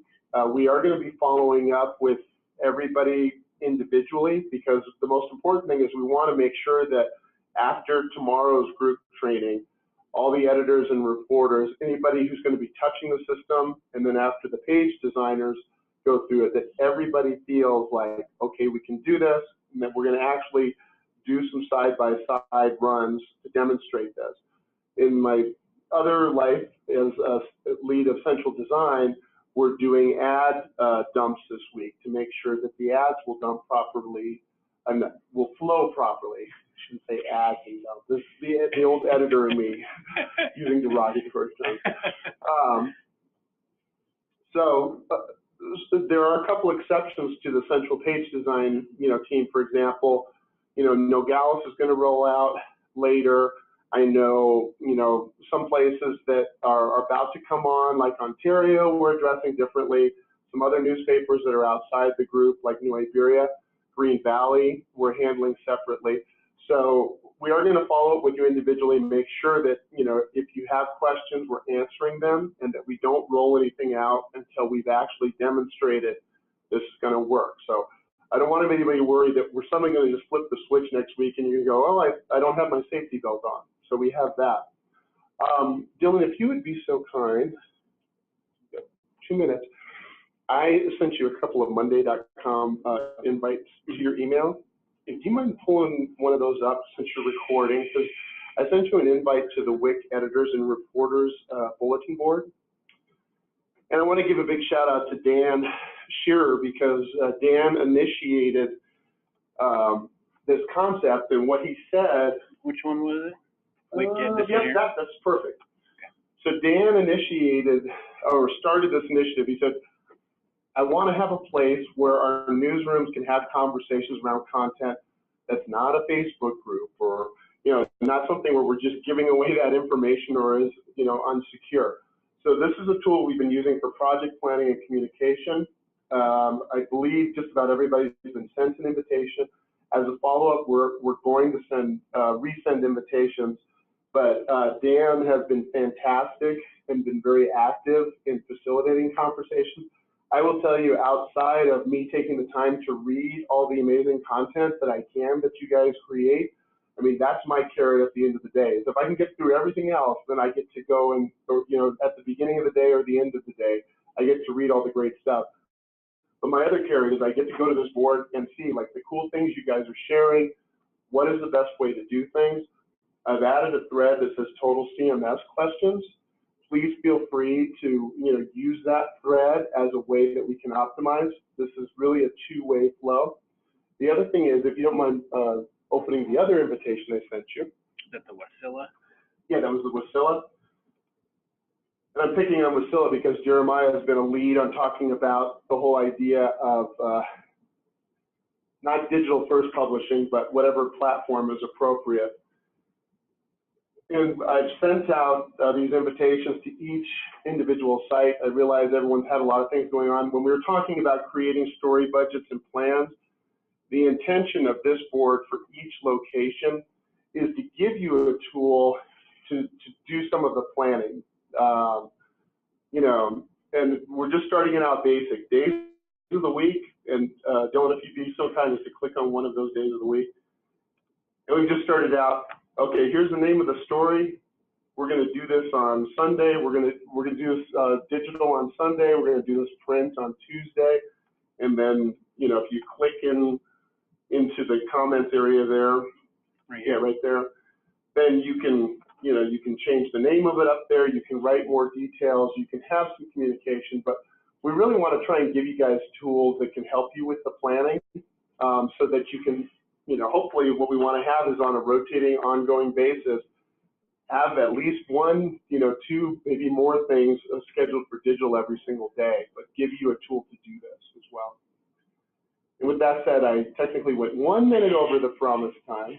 I'm going to take it for 30 more seconds. Okay. What he was saying, you know, with this being a process, you know, town news, especially on the total CMS thing, because we get to be a lot more hands-on. We travel and we're seeing you and working with you. You know, I'm not here to dump a bunch of information on you and then leave and forget about you. If you guys have questions, you're always free to email me. It might take me a little bit to get back to you if I'm on another site, because there are days when I'm working from 9 a.m. to midnight. So maybe 24 hours or so, or maybe over a weekend or something. But don't ever hesitate to email me with questions. Now, if there's a problem and it's something that, you know, needs to get looked at by our customer support team, I'll probably tell you to make a ticket for it. But if it's, you know, the designers, I'll actually tell them to get with me, because we know so much more about it than our customer support team does, because they're mostly doing the website things. But don't ever feel, you know, that you're bothering me by sending me an email. You know, part of my job is to be support, and it matters to me that you guys understand what you're doing. I could open your heads up and fill it, and shut it and staple it and leave, but that's not really all that helpful. So don't hesitate to take advantage of that. And again, just know that it might be a day or two that I get back to you if I'm super busy. And with that, just make sure the digital team is here to help. We're kind of like the middleman from you guys to town news. A lot of times, Ian and I do know how to fix it, so go there first. Go ahead, go there first. I would be happy as well, but actually start with us, and then we alternate. And for the benefit of the folks on the conference call, Alessia was reminding everybody the digital team is here to help. And I'll just add that you can just send to digital@wigcommunications.com. That goes to Ian, Alessia, and myself. So that's a quick and easy way to hit us all at the same time and make sure that, you know, the message is getting to somebody over in digital.